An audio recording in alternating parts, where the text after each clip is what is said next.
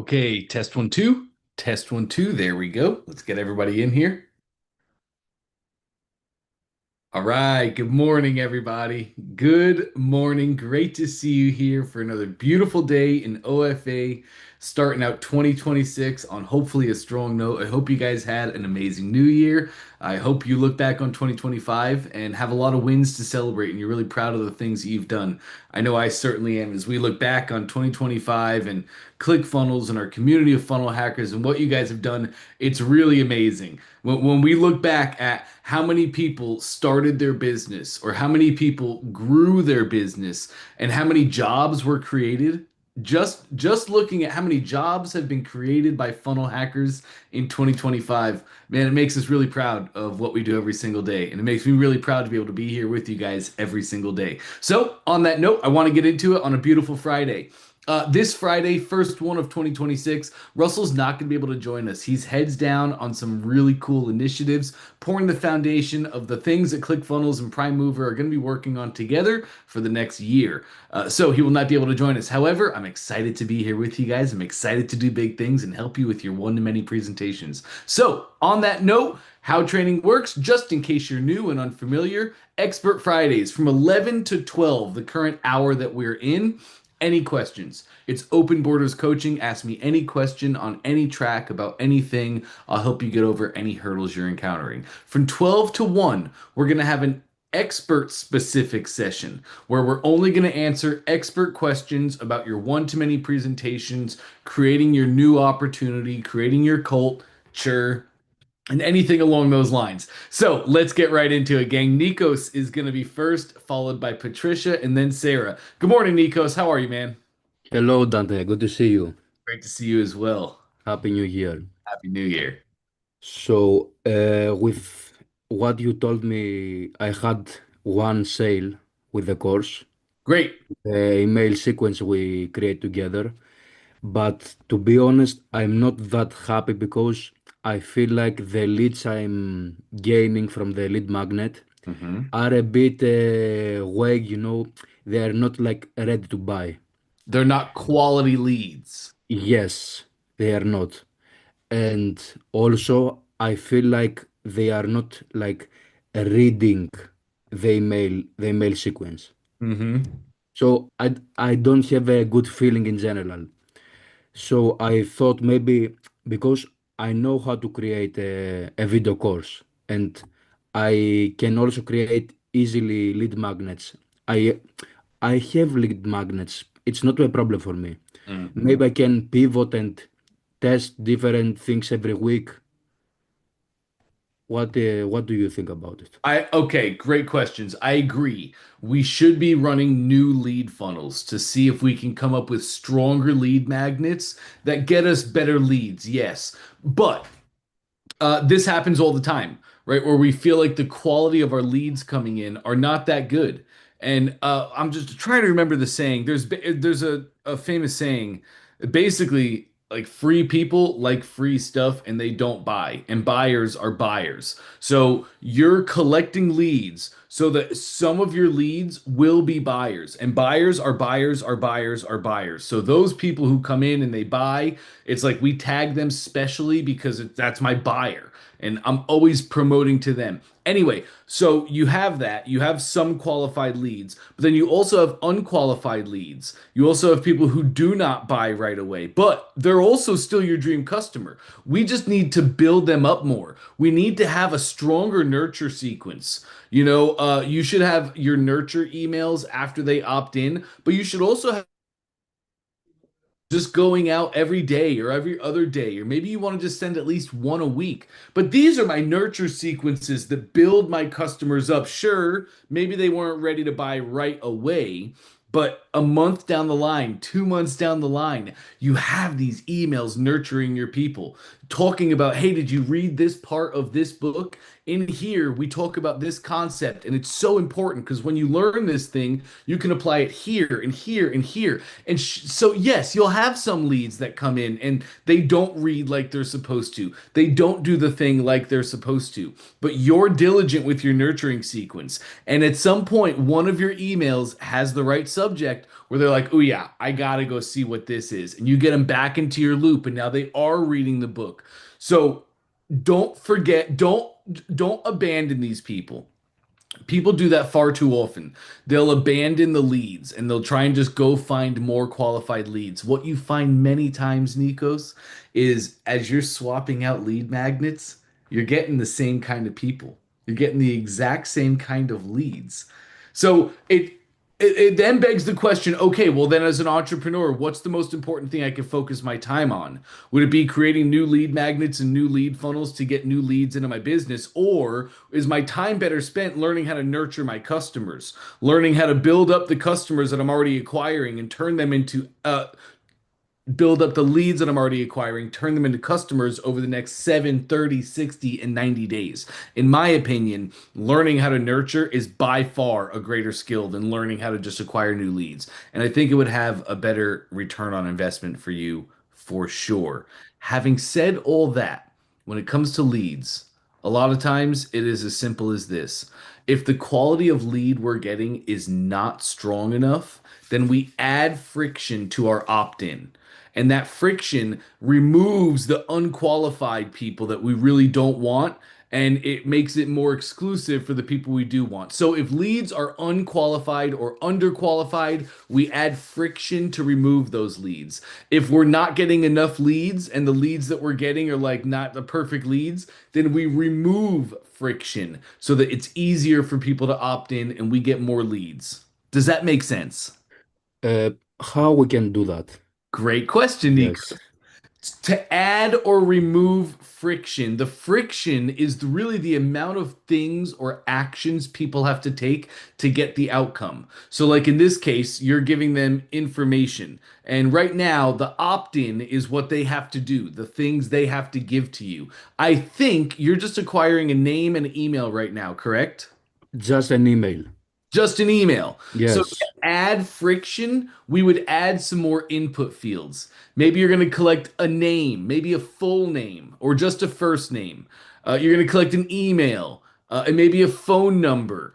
And then you might add a custom input that is a question to them that says, what is your dream outcome? What do you hope to achieve? What do you hope to learn? Why do you care about this information? Right? Ask a question that they have to fill in for them to be able to get the book. That's adding friction. That's more things, actions people have to take with you.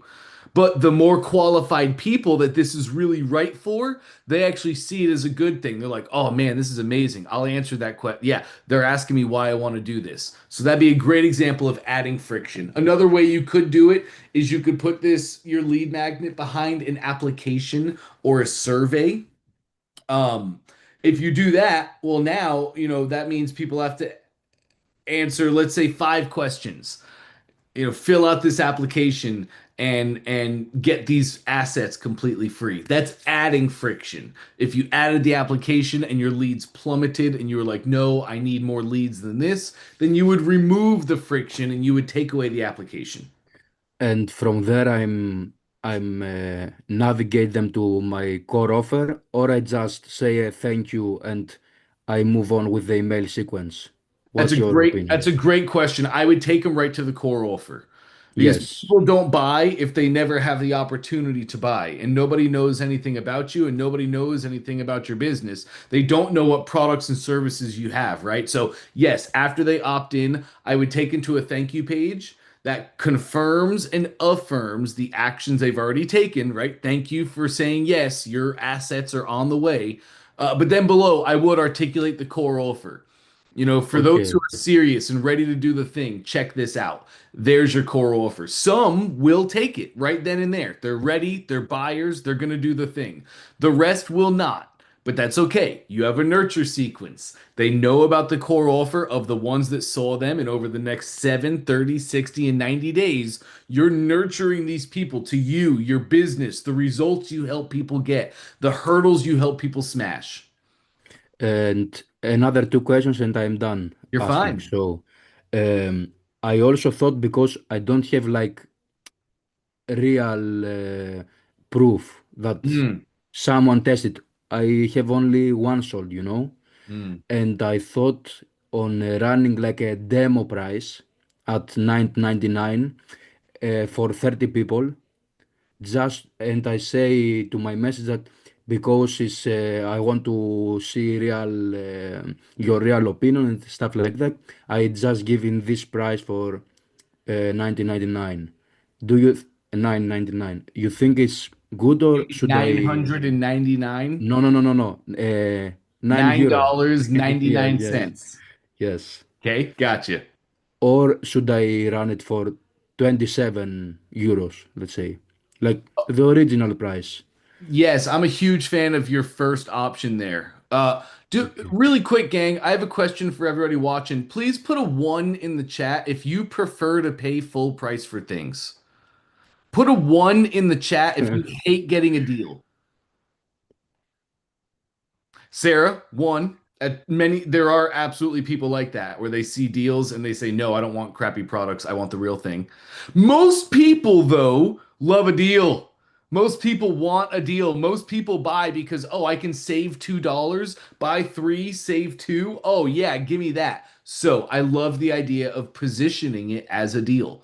Have your beta tester. You know, they hit the thank you page. They opted in. They did the thing. They hit the thank you page. Confirm and affirm up top. Great decision. Go check your email. Your assets are on the way. Then down below, hey, your timing is actually amazing. Dot dot dot. Every 6 months, I do beta groups where I go through this exact training live with people to make sure that my training is up on the current strategies and is the best product it could possibly be. And I'm running a beta group right now. You can sign up today for just one payment of 1997 and get this and this and this and this, and you're gonna get a yes, I would do that 100%. Say like they're gonna be your students and they're involved in this really special beta testing where you're gonna have special check-ins that are coming with them, special Q&As, right? And then put it at a 1997 deal, 100%. Okay, and one last thing. I'm also creating a video course around insomnia and people Ah, that can't sleep easily and stuff like that. sure. And that's why I'm asking. Maybe I'm not like running the best product that I could like possibly run that has that much. That's why I want to test new things, you know? Well, I think we're getting into dream customer now. I think your core offer is really starting to form itself and you're really starting to understand what you're going to do. So now it comes down to dream customer. Your core offer, is that going to be a video course for people suffering from insomnia? This I'm creating now, yes, it's a video course. I will have like a lead magnet, a book around sleep and stuff like that. Yeah. And I'm also creating, how to say, meditation with techniques with meditation. I can create this easily with 11 labs. I don't use my voice. I use CapCut to put meditation. Like I'm working on Yes. it, you know? You're Yes. learning, you're learning the skills. You're learning all the Yes. tools that you use to create this thing and you're getting Then I confident have a with lot it. of patience. I have patience. I'm not like, oh, I must make money tomorrow. Yes. But I want to have like a good road to go, you know? That's You why have I'm, you're patient, you have time, but also you still want to make money and be successful. of course, yes. Yes, of course. So, did you just share with me three different businesses, or are these all the same business? Because as I remember it, right now, what you're running is lead magnets on financials and Yes, monies. And then, so that's targeting a dream customer. If you yes. acquire somebody as a lead for sleep, but then the core offer you share with them is how to cure your insomnia, well, that's really not congruent. Sure, some people who are interested in money may also have sleep issues. So for some people, this will be a good offer, but then you're only going to get some of those some people, right? So we want congruency. It sounds like what you just said to me is you have three different businesses, really. You have one that's all about finance, wealth. And that's a lead magnet about wealth, and that would go to a core offer about wealth. Maybe it's the core offer there is just a bundle of books, right? And maybe it's a course that you sell for $197. And then you would have your insomnia. Well, that would be ebooks, lead magnets on insomnia and sleep tactics that pushes to a core offer, which is your course on how to cure insomnia holistically and naturally today. Same thing with the third one. You just mentioned another one, which was, I forgot. The But meditation. the meditation, yeah, Yes, those this is are all their together. own funnels. They should be there. It's its own value ladder there. Each one of those is their own value ladder, its own lead magnet, its own offers, its own high ticket, its own everything. So, what's your opinion? Should I test it or go only for the wealth and see around wealth what I can do? What are you most interested in or knowledgeable about? What Uh, if you had to wake up every day, like think about it, it's your business. Let's say, people have a misconception, gang, that when Russell launches a funnel, it's always a success, it's always a hit. And since day one of Russell building funnels, he sees a funnel, he launches it, and it works. No, that's not the case. Even for Russell Brunson, the godfather of funnels. One out of every 10, one out of every 20, right? Some funnels hit, some funnels don't. We make offers, we test the market, we try, it doesn't work. Okay, we move on. So, Nikos, for you, if you had to wake up a year down the line, you've tested six different businesses, health, wealth, relationship, you tried the major niches and you've only found one that works. And you're now at the point where you're like, okay, I tried to do all the things like Russell said. I shouldn't have done that. I really need to focus on the one. I need to focus on one and scale one to $1 million. So that means for the next 365 days, you're only going to focus on one of those courses, one of those things. What would you be happy waking up every day and making ads for and making social media content? Like, what would you happily and passionately talk about out of all those topics? To be honest, I would be passionately talk about whatever makes money. To be honest, There. like Okay. whatever can afford me to have a good life. I don't have Sure. problem. Okay, of course, I won't be a only fat manager. I don't Yeah. like stuff like that. But Yeah.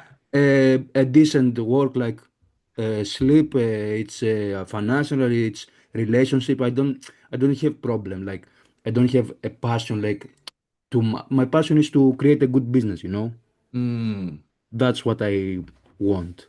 So interesting, which is fair, and we can work with that. To be clear, with what I'm about to say, you're fine to think that.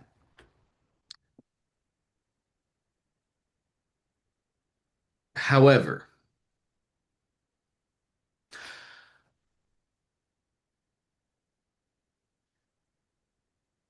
that business is going to have an attractive character. That attractive character has to have a reason why they're doing the thing. And there has to be a reason, there has to be a why behind the business. If you to really scale, to really blow up, you just have to have a why behind what you're doing. And the why that you tell your customers, the story that you share with your customers has to be much more than I was just searching for a way to make a sustainable business and I landed on this. So, just remember you're always going to have to dress that up a lot more. You're always going to have to come up with a hero's journey story on why you landed on this. And it's got to like then come from the heart. It's like how Russell has his story of why he started ClickFunnels. And people came behind ClickFunnels and they started ClickFunnels because they resonated with his story more than they resonated with the product. Right? Russell was like, man, I'm just a kid in college and I'm wrestling. That's my passion. I want to try and go to the Olympics. I also want to try and figure out how to have a business so my wife doesn't have to keep working two jobs anymore. We just got engaged and I'm trying to put all this stuff together. And that's what led me to funnels. And I made my first money online and I realized, oh, I can do this. And this is how I can make my family sustain and I can still have all my goals and be fulfilled in life. So that started his pursuit, right? And that's a story that everybody resonates with. Everybody here probably resonates with some part of that story.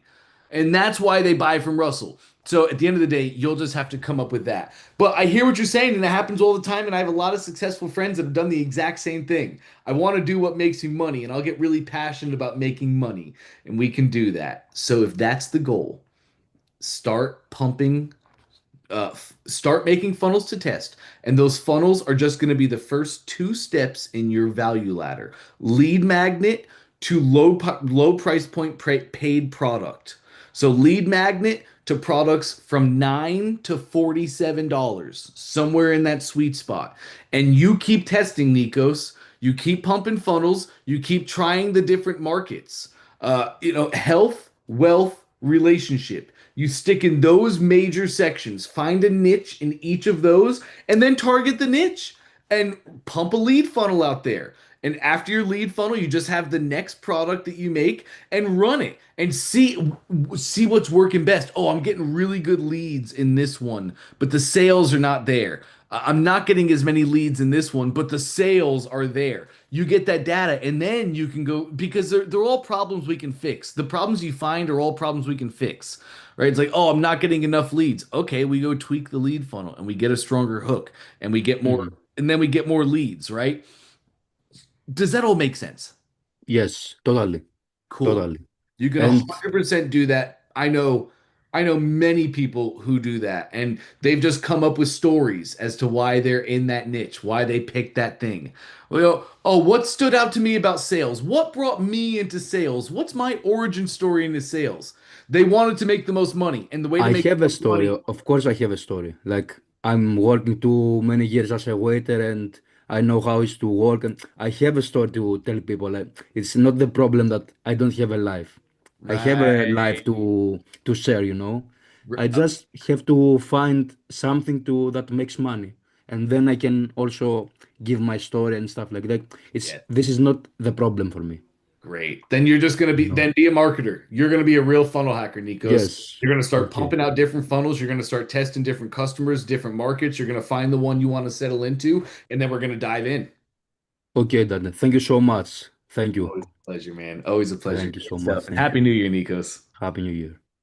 All right, Patricia's here. Remix. How can I help today, Hello Patricia? there. Good morning, class. Can I Well, share my screen? please do. Share my screen, send request. Bingo. You're rocking and rolling.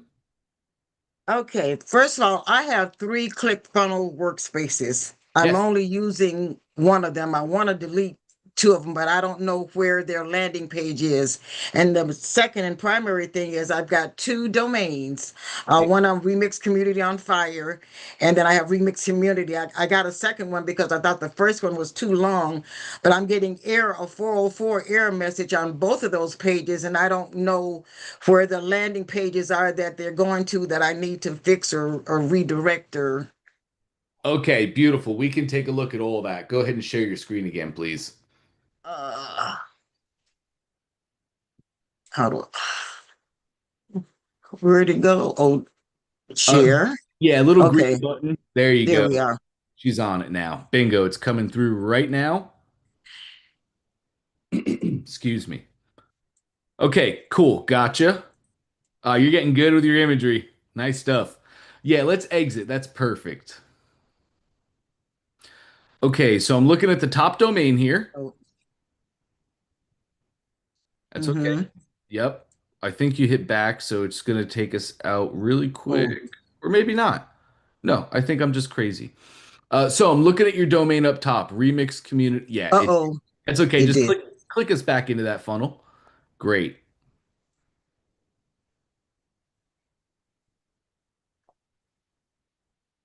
So you've got this funnel running on remixcommunity.com. That's the domain. That looks good to me so far. Let's go to your main funnel settings, top right. Yeah, beautiful. And I'm looking at your domain slot now, and I'm not seeing any errors. I'm not seeing any warnings. I'm not seeing anything. So it looks good so far. Let's close that down, please. Put your mouse on your opt-in step, the first step in the funnel, and let's preview. Uh, This actually, on the funnel step itself, yeah, and then preview.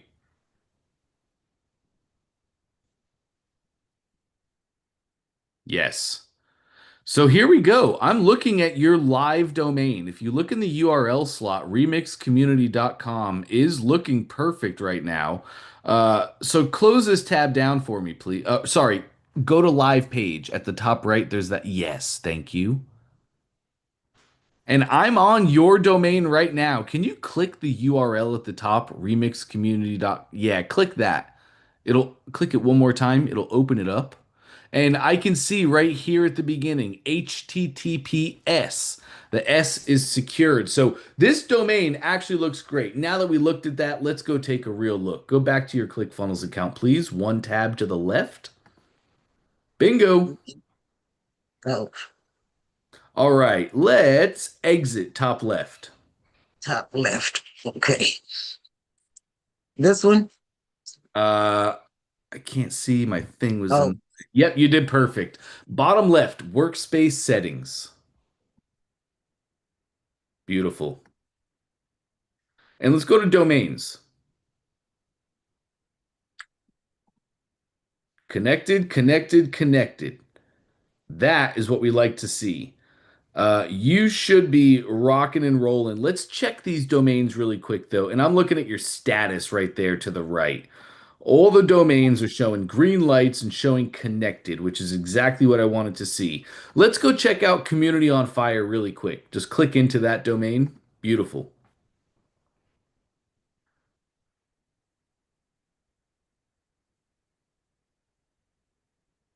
Great. I'm seeing connected at the very top. Green lights across the board. That's fantastic. Hit back on your breadcrumbs. It's up at the top there. Yeah, nice. Okay, let's check out just Remix Community really quick.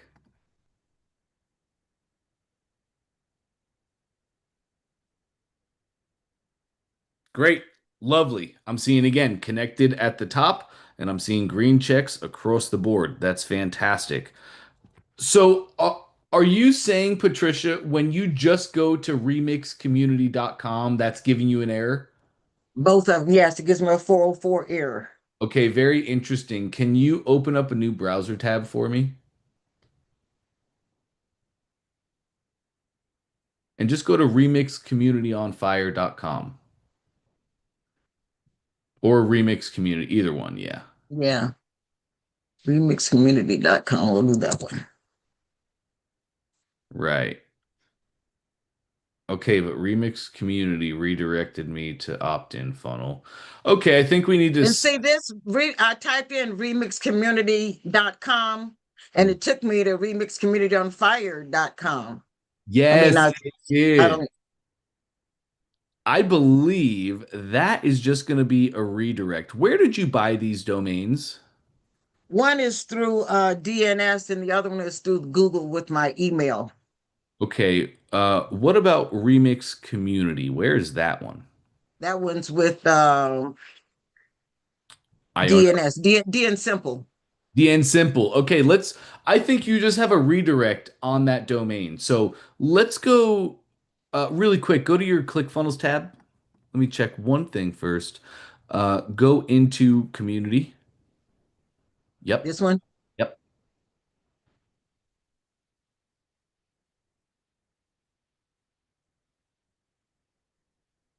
Scroll me down to your DNS records. Okay, and then domain usage just below. Click that domain usage. Yeah, this, sorry, the funnels. Correct. Mm-hmm. Mm-hmm. And that's slash opt-in funnel. It's remix community slash opt-in funnel. Can you click this URL for me, please? Mm-hmm. Right. And then that takes that's where I want them to go. Gotcha. That's where you want them to go. Correct. Okay. I think it's just a redirect. Can we go to this, open up a new browser tab? And we're going to go to your DN simple.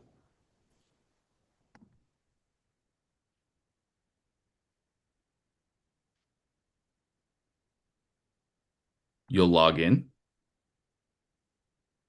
Mm-hmm. Ah, Okay, I can pause your share. Actually, I can. let me see. I don't got my password. I stopped your share, Patricia. Nobody's looking at you right Okay. now. You're totally, yep, you're completely alone. Okay. We want to come back while I try to sign into DN Simple. I was just going to suggest that. I'll hop over to Okay. Sarah and then I'll come back to you in just a moment. We'll get that squared away. On that note, Sarah, give me a quick moment. I have to step away for 1 second. I'll be right back. We'll get started.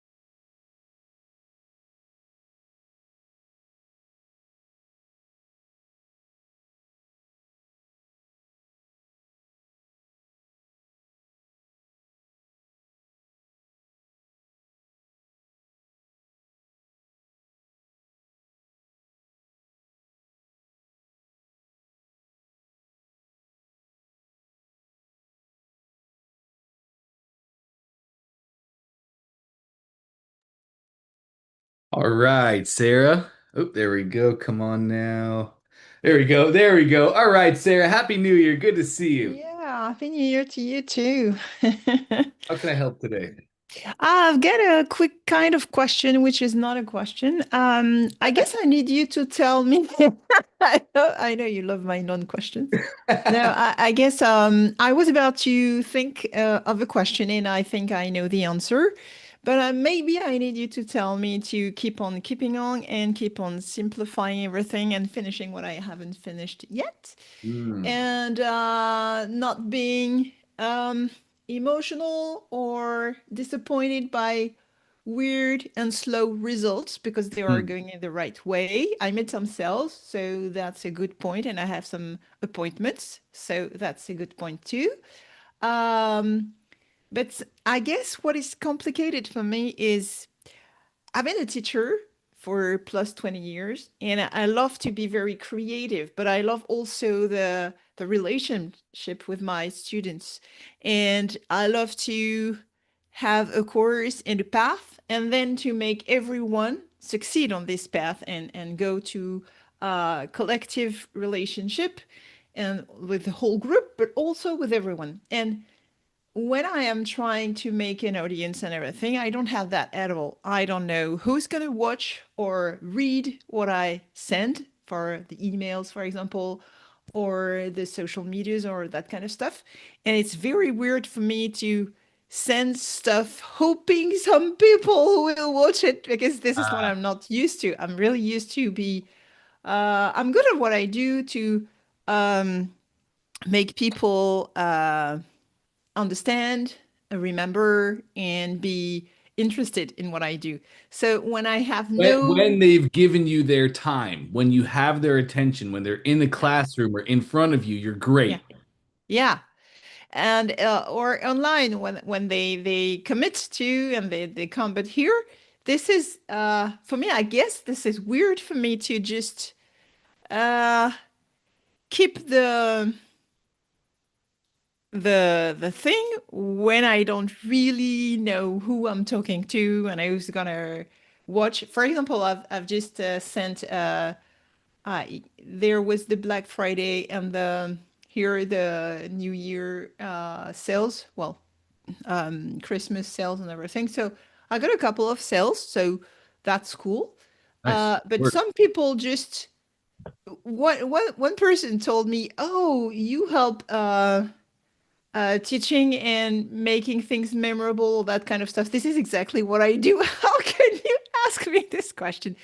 See, just like people um, would see one of the thousand stuff you've done, and I'm okay. I just told her yes, and she needed to be reassured, and she told me, "Oh, that's great. I'm gonna remember that." But see, that's weird for me. That's a weird place for me to build this. I mean, the rest is okay, and I know how to manage it and how to have videos that can repeat for me or Q&As or that kind of stuff, and I'm following people, and that's okay. But for this part, building content, not knowing who's going to watch it, when, and if it's useful or not,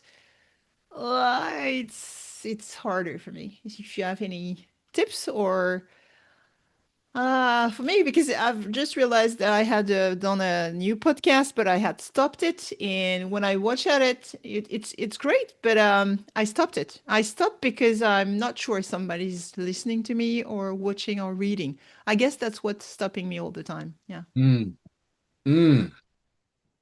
Yeah, it's hard for me because if I don't have someone in front of me or in a way or another, I don't speak. I mean, I can be very chatty, but with someone, not alone. Yes. Uh, you have just joined 99.9% of all business owners out there. I think everybody goes through this. Um, Everything that you're talking about comes down to dream customer. And there's a practice that Russell did forever. I did it when I heard about it and I found great results from it.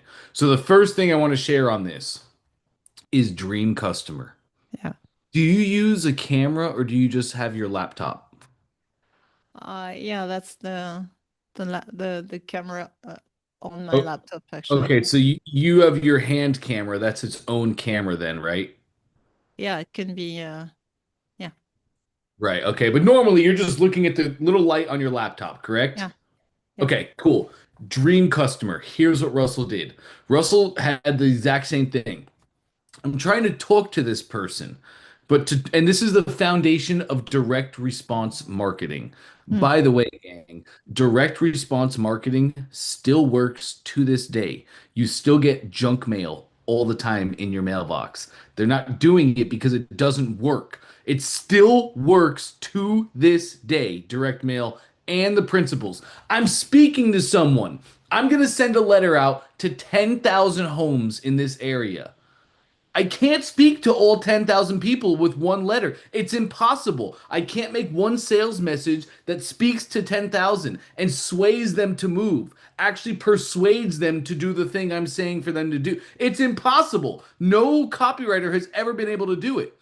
So we say, if I can't do that, then of these 10,000 mailers, who am I trying to speak to? And I speak to that one person and I make a message for that one person and I send it out to 10,000. 9,000 of them were not the right people, but 1,000 of them were. And I spoke to them. And of those 1,000, I got half of them, 75% of them to take action. I persuaded them.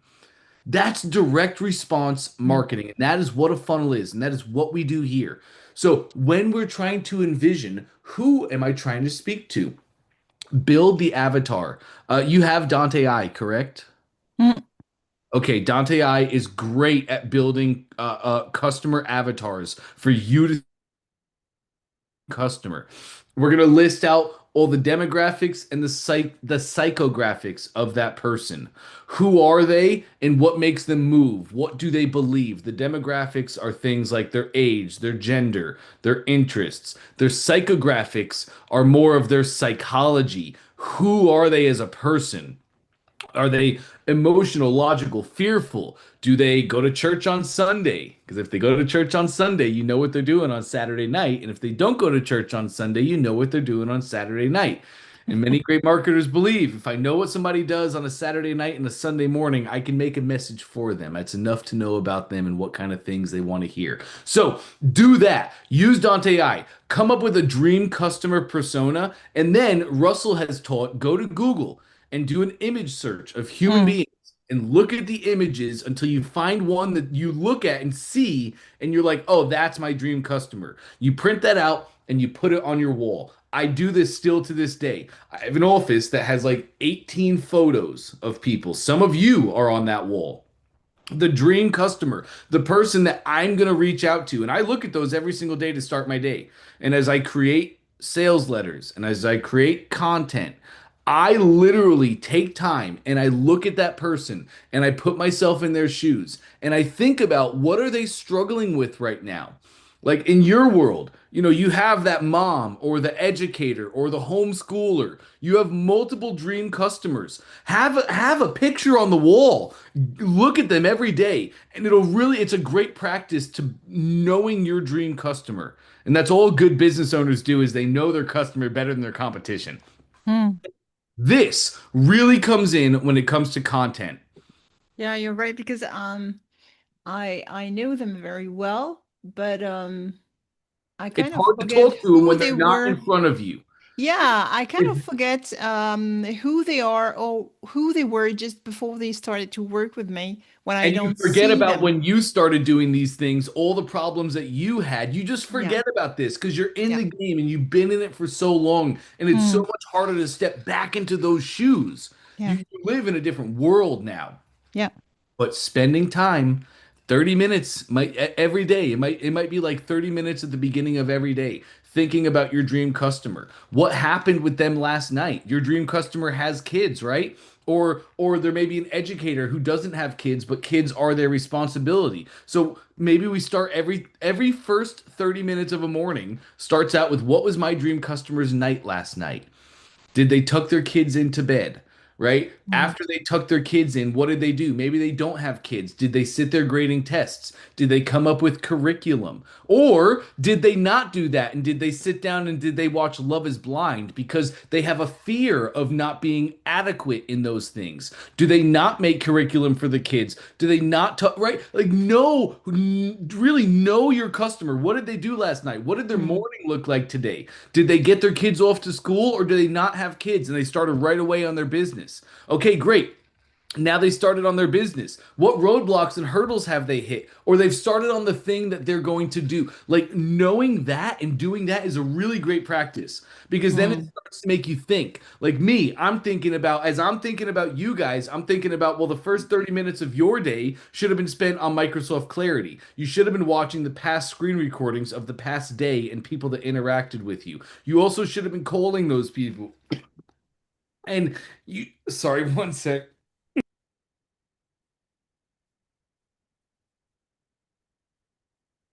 Wrong pipe. You guys know me. I get too excited. So your first 30 minutes should have been watching screen recordings.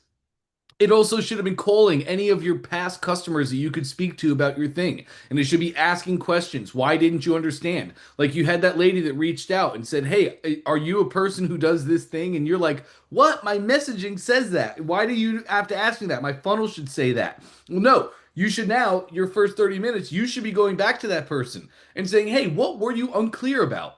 Because mm, they obviously were unclear about something, and we have to iterative processes on our funnels. We take that person's feedback, we go make the changes on our funnels so they wouldn't have had more questions, they would have been answered, and they would have been more concrete, made the decision right then and there without needing a call for you.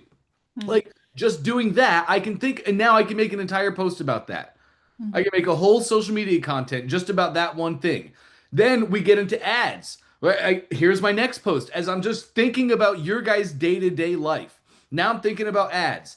I want to be a funnel hacker. I want to make data-driven decisions. How do I know what ads are working and how do I track my metrics properly? Are you running UTMs? Oh, you're not running UTMs, so you're not able to make a data-driven decision. Check out this video. I'm going to show you how to set up UTMs and be a real marketer. Right? Just by thinking about my customer and what they should do, I'm able to come up with posts on how they should do it the right way. Just by thinking about my person for a little bit of time.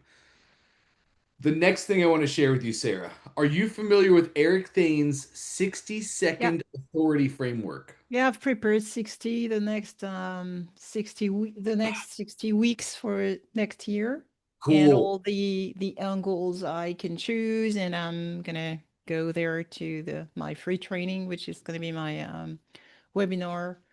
Great. Yeah, so I yeah, That's awesome. I'd love to see you throw out one of those types of posts every single week. yeah, yeah, So you can have some funny content that's just like you going about yeah. your day. Yeah, I've I prepared think this. that's the The thing thing people miss. is the virtual world sometimes I kind of forget and or I don't feel in connection and when I don't it kind of stops me, but it's okay. Just gonna go again and yeah, I hadn't printed the avatars I have. That's the one thing I didn't do, so I That'll lose sight literally of them. change things for you, I'm gonna Sarah. do that. Yeah. Like I asked if you had a camera or how you did your setup because I recommend putting those pictures. My camera is right here right now. Mhm. Put them directly behind the camera. Like Yeah. you should be looking at the camera at all times, yes, Yeah. but in the place that I'm shooting content, I like to have images of them.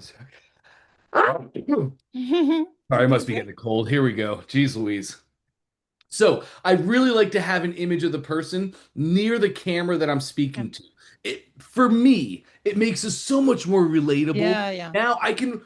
there are many times you wouldn't imagine it because I know I tend to be pretty animated and excited, but that's because you're here in my face. And like, it's easy when I'm looking at the person I care about to give my best and to be my person, right? But when it's just me looking at a screen, well, it gets a lot harder. For me personally, I always found it better to have an image like right here or right here. Sometimes you'll see videos of me where I'm like, I'll look up like I'm thinking or I'm pondering. I'm not. I have an image of a person right here, and I'm just trying to lock into my dream customer, and I'm just trying to unhinge that part of myself. Okay, I'll do that. That's Cool. great. I needed And that. and you're at the end of the day, you already nailed it. You're a great student. It's keep going. Yeah, Most yeah. people, Plus, I know I 99% of love to. podcasts, I know. 99% of podcasts stop after a year, and they stop for the Yeah. exact reason that you just said. I don't Mm, know who's listening. I don't know if it's making an impact. Brings us back to the why. Why did yeah. you do the podcast? Did you just do the podcast to try and get more leads for your business to Mm, make more money? mm, Because those whys never stand. And like, no, look at the greatest podcasts. Look at Iced Coffee Hour. Are you familiar with that podcast? no. A kid named Graham Stevens, I think. He has a podcast called the Iced Coffee Hour. That podcast did not blow up till like 2 or 3 years in, right? And it was just he made a podcast talking about how if people would just make their iced coffee at home instead of Starbucks, and they did that every Mm, day, they would save this much money. If they put this much money into an investment every single year, and they did that for 30 years, they would transform their retirement and their end of age lives just by making your own iced coffee instead of. So it was a whole podcast about all the things, the little things that we don't do right every day that leave us in debt and not having any power. 2 years he did it before it took off. mm, 2 years wondering, is anybody listening? So his why was really strong. He did that podcast because he truly knew and felt in his heart that people needed to learn this, and he was going to do it until people started listening. Everybody stops their podcast for exactly that same reason.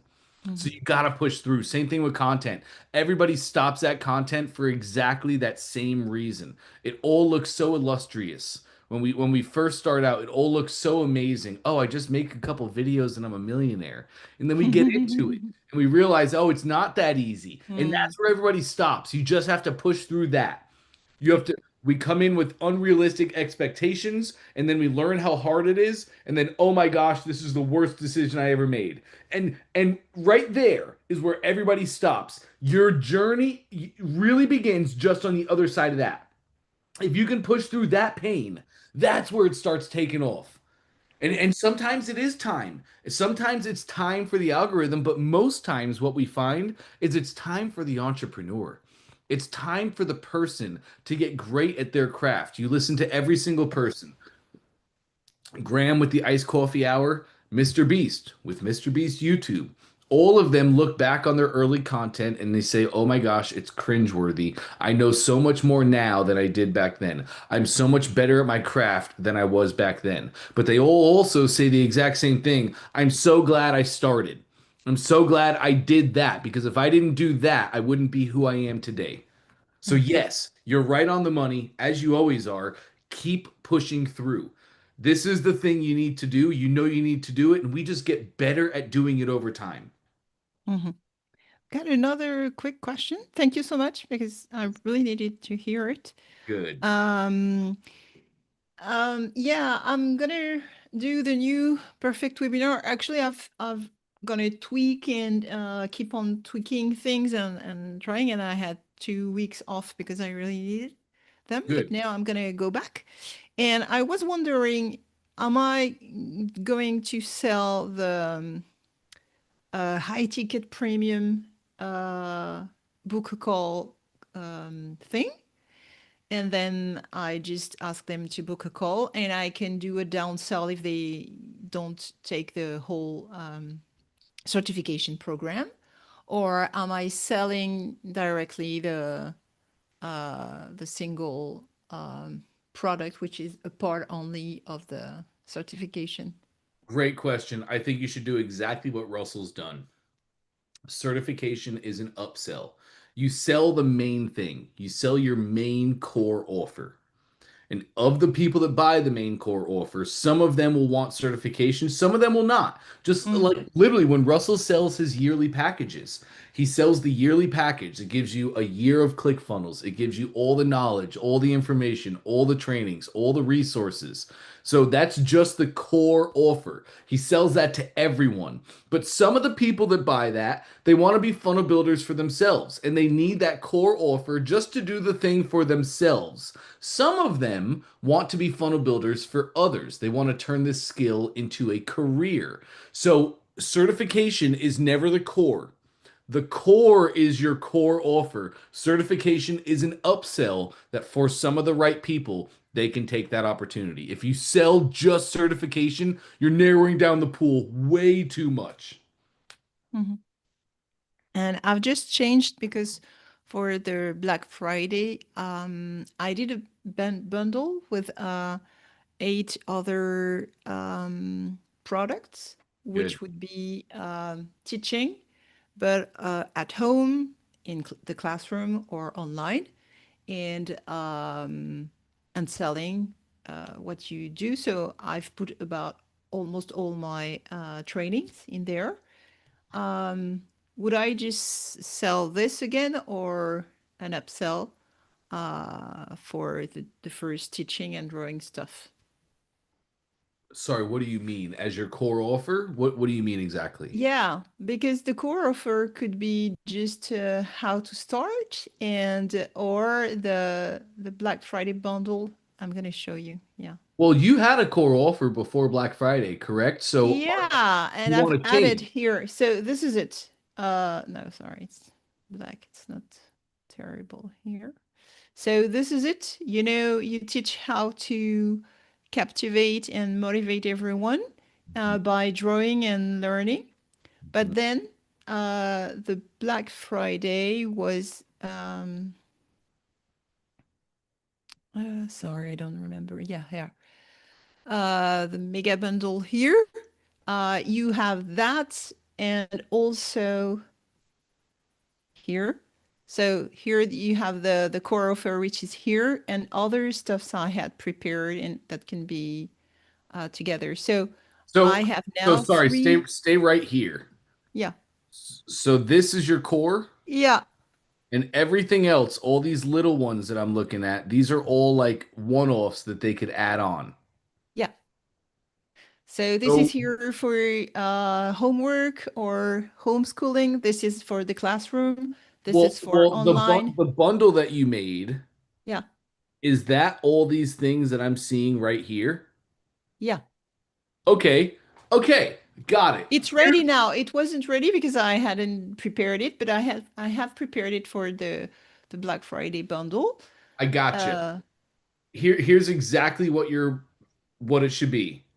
Your webinar is pushing the core offer. okay, Your just this one. webinar sells the core. Yeah. After they buy the core offer, upsell one should be certification. Oh, okay. So they buy the core and you take them right to certification. Some of the Okay. people will want to buy certification. And if they buy certification, they're done. They would buy the core, they would buy certification, then boom, they go to order confirmation. That's it. Mm, mm, If they say no to certification, OTO2, upsell 2, that should just be your bundle, Sarah. okay. Offer them your bundle at 60% off, 50% off, Yeah, something. that's what I do, 70% off. But Yep. the thing is here, the core offer is gonna be, I think, if it's a 1 year and the content and everything, it's gonna be 2,000. Okay, perfect. And the certification is 6 to 8 thousand. So Perfect. I have a call. They book a call before, Yep. and I can give them. Well, I mean, I'm with them, and if they can't afford the certification, or if it's not the right moment for them, I can then choose between the bundle or the core offer. Anyway, That's a, well, they're all going to take the core. yeah, Everybody takes the core offer. Your webinar is selling the core yeah, offer. yeah. And then, yeah, not the call, not the if they don't book a call. Just I do that afterwards. That's right. Webinar goes to Okay. core offer. And then that's part of your upselling, right? So if they want to join certification, then The book That's are called. that's the book. Correct. If they don't want to join CERT, then you take them to the next upsell, which is just your entire bundle. Okay. Yep.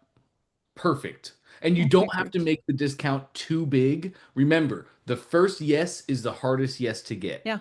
and that's selling your core. So once they buy your core, I know you discounted heavily for Black Friday, but it's Yeah. not Black Friday anymore. I think a Yeah. 60% discount would be a great place to start. Okay. A lot of times you'll see people and they'll have as their upsells an 87% discount, a 92% discount. Well, let's get up to that. Let's work Mm. up to that as we go, right? I don't think this is not a front end offer, Yeah. right? This is not your main offer. You already have a massive discount on your core offer. Right? Your Yeah. value Plus, is probably if like $25,000, but today only mm, price is 2,000. So you're already mm, giving that amazing discount. You have great bait on the front end to get that person to buy and say yes. The first yes is the hardest yes. Once you yeah. got them in the core offer, they've already said yes. So many times 50% off discounts, 60, that is more than enough to get people to sway. I like to have people start there, and if conversions aren't high enough, then increase the discount. Okay. Do Cool. that. Great. Love that, Sarah. Yeah, and it's handy because it's already ready, and as long as they come to the core offer, I have they have a couple of months at least with me with Q&A sessions, plus the whole thing they can the challenge they can manage all alone, but I have interactions with them, so that's what I like because I can see them progress and I can help them without being so much involved. Yeah. And this is scalable compared to the certification, which is not actually. Correct. Well, certification is scalable, but it just Yeah. requires more. It requires you bring somebody on, training them. Yeah. It requires you getting them get it requires you getting a me to Yeah. certify your people. Like Russell has Greg Dakins. He runs Russell's he literally runs Mm. Russell's entire certification Yeah. program. That's how he made it scalable. Yeah. But I'm still building it. So finishing to Correct. build it. So yeah. Okay. Yes. Okay. Thank you so much for everything. Awesome. You got it, Sarah. Great questions. Okay, really quick, I want to hop over to Patricia before we start expert. Let me see if we can get that domain rocking and rolling.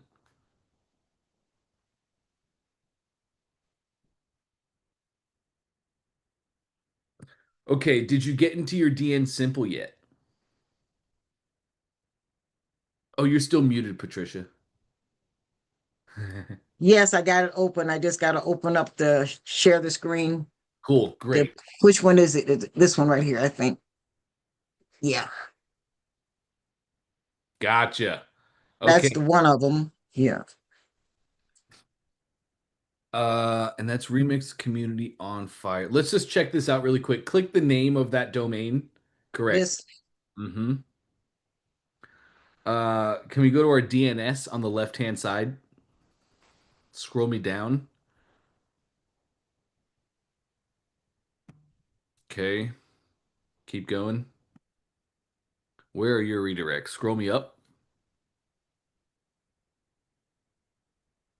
Keep going. Okay. Um, interesting. connections, maybe. You try it. Keep going down. Yeah, let's go back to your general at the top. Overview, sorry. Go to activity and view. Yes. Scroll me down. Really? Where is that redirect? Scroll me up. Okay, back on the browser, please.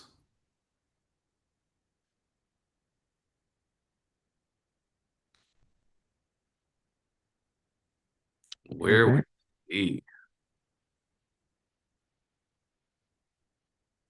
Um, where would this be? Go to your settings, please. No, no, no, no, no. Okay. Do me a favor. Open up a new browser tab, please. And I think it was just was it just remixcommunity.com we were going to? Yes. Let me just remind myself what's happening here. We have a space. No. Oops. Great. Let's check that out. Okay, so take me back to DN Simple really quick. Did Uh-huh. it? Okay, here's what's happening. In that new browser tab, we typed in remixcommunity.com, correct? Right. But we are taken to remixcommunityonfire.com. That's called a Mhm. domain redirect. Like I can make ClickFunnels redirect. When you go to clickfunnels.com, it takes you Mhm. to dantetorelli.com. That's Mhm. redirecting our domain. So that's what's happening for you. When you type in remixcommunity.com, it's redirecting you. That 404 page is Remix Community on Fire.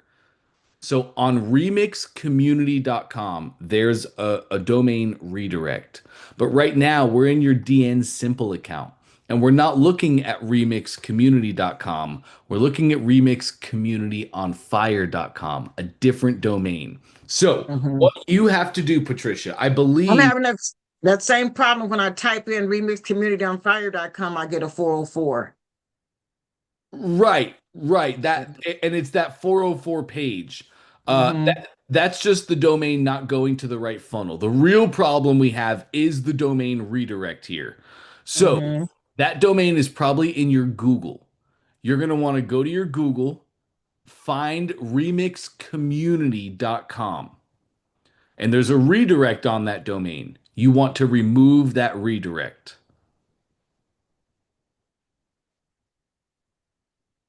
Okay, I'll do that but now for remixcommunityonfire.com, I want to, that's going to a 404 page also. Right. It's probably going to take me to the same page. Let's go check that out. Open up a new browser tab, please. And take me to that one, Community on Fire.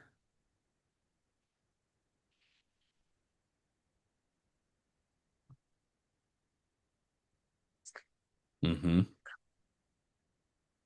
Okay, take me one browser tab left. Left. Yes, perfect, right there. Right, and that's just to opt-in funnel. This is the, yeah. Let's go check out your ClickFunnels account, please. Where you at? You can actually open up a new browser tab and go to myclickfunnels.com.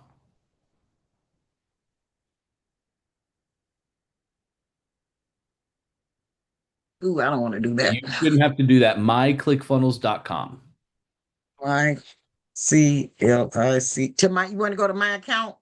Yeah, we're gonna go to your account. You can just Okay, that's, remove some of the end of that. It's gonna make you sign in there. Just go back to oh, the URL. Just type in myclickfunnels.com. MyCLICKFUNNELS.com. Bingo. Oh, interesting. You must have it in like a different browser. You have the first browser that you showed me did have your ClickFunnels account. So I think you'll have to stop your share and then take me Okay, back over there. stop it. Yeah. Stop sharing Yep, you and just go did. and go back. Okay. Oh, but I got to sign back in. Really? I got to So share again, right? I got to yes. share. Yes. Okay. Really, there it is. Okay. We're there. Bingo, we're there. And we're looking at community. So yeah, go back to your workspace settings, bottom left. Perfect. And domains on the left-hand side. Perfect. And let's go to communityonfire.com. Mm-hmm.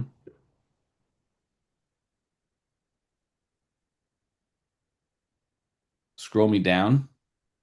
Funnels. Under domain usage, click your funnels. Uh-huh.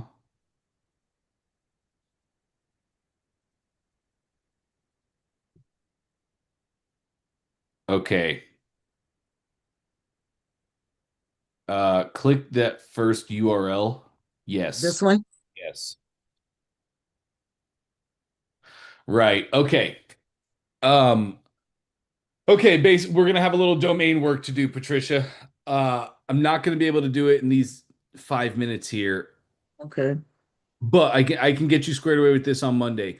I on your domain, uh remix community on your domain remix community. That'll be in your Google. There is a redirect on there, and we definitely need to get that off. So if you can get that redirect off the domain over the weekend, we can fix all this up on Monday. Okay. Can you just quickly tell me how do I know what landing pages are active in my account? All of your landing pages are technically active. Okay. Just depends on what domains you put on them. So Mhm. for any landing page, let's go to your funnels really quick and I'll show you this. Yes, back there, you're perfect. Let's go to any funnel. Great. Okay. So technically speaking, all funnels and all landing pages are always active and available to customers. Once you build it, it's technically speaking live. But if we don't have any sort of domains attached to it, nobody knows to look for it. So you right now have your domain on this funnel, remixcommunity.com. Your domain is there. So technically, if somebody typed in this entire URL, they would be able to view the page. An easy way to keep things hidden so that it's not live or hidden is just to remove the domain. So to do that, go to your main funnel settings, top right. Yes.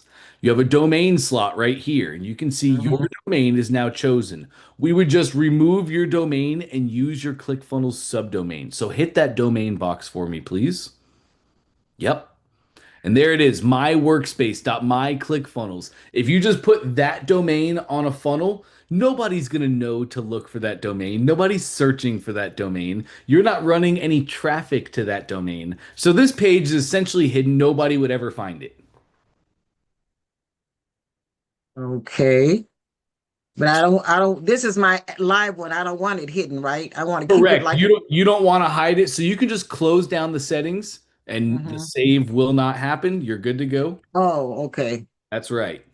Okay. So this is your live funnel. You don't want to touch this one, but as you look through your other funnels, if you see Hmm. funnels that you're like, I don't want anybody to find that, just put your Hmm. subdomain on the funnel and it's hidden. Okay. So is there a section where all the landing pages are together, or I just have to go look for them? Well, that would be here, just in your funnels, Oh, and oh, you're looking right now at all funnels. okay. Yep. So you would just look So I, through the list and see. okay. That's exactly. Okay. Thank you. You got it, Patricia. Great questions. Good to see you again, too. All right, gang. So here we go, 12 o'clock. I'm excited to be here. Great to have some of the prime mover experts with us as well today. We have an hour together, gang. Let's talk one-to-many presentations. Let's talk hook, story, offer. Maybe your one domino. Maybe your three secrets. Maybe you have success. Maybe you're running your webinar. You're running traffic, whether joint ventures or paid ads. You're getting people to register for your webinar.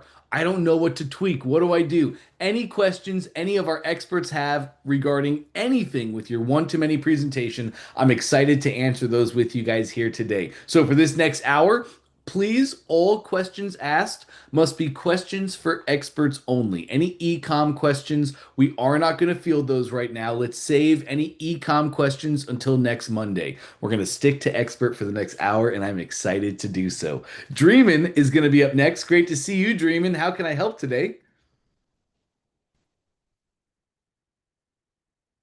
Hi. Hey, hey. Yeah, can I ask webinar questions? Of course, yeah, that's expert. That's perfect. Just 1 second. I'm looking for my notes. That's okay. Take your time. I love somebody prepared.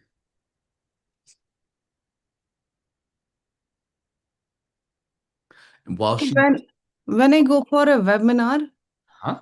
when I go for a webinar, I have not prepared the script yet, but it's just the outlines in my mind. Should this webinar be positioned as an education or a diagnosis that naturally leads to an application? It really should be more of a diagnosis. What sections of my webinar must intentionally withhold solutions so that parents feel the gap? Well, that's going to be the ending. Your webinar is going to start out talking about your big domino. That's the big domino in your parents, in your customer's mind. The big domino, if I could knock this domino over, if I can convince them of this one thing, they will have to buy my product.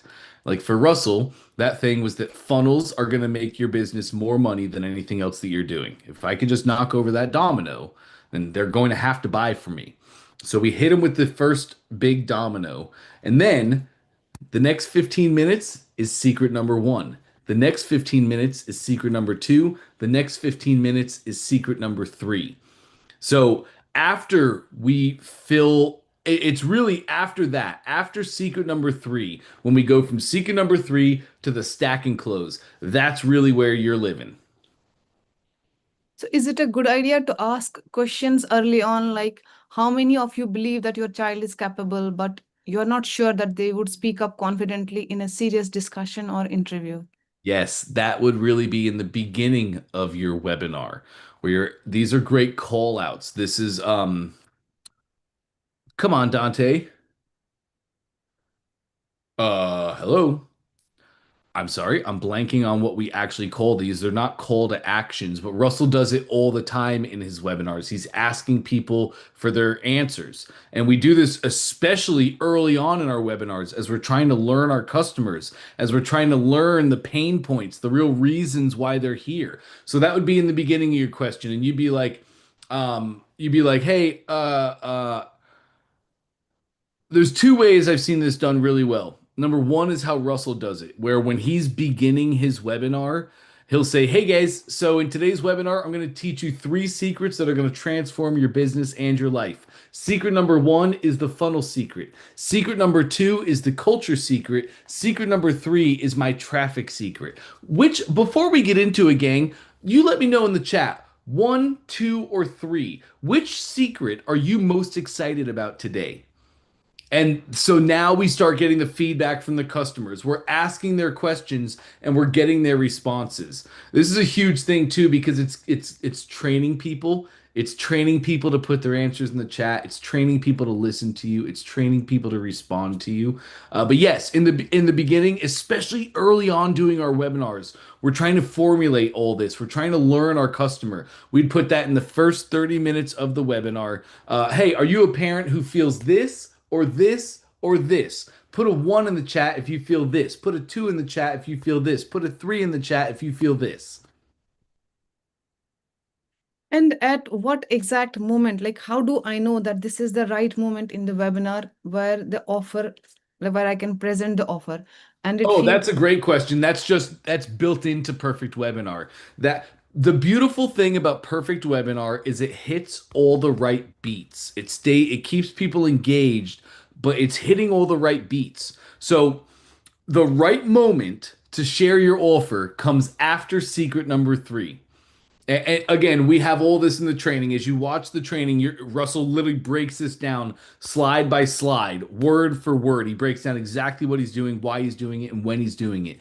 But secrets one, two, and three, right after secret number three, that's where you're going to hit him with your stack and close.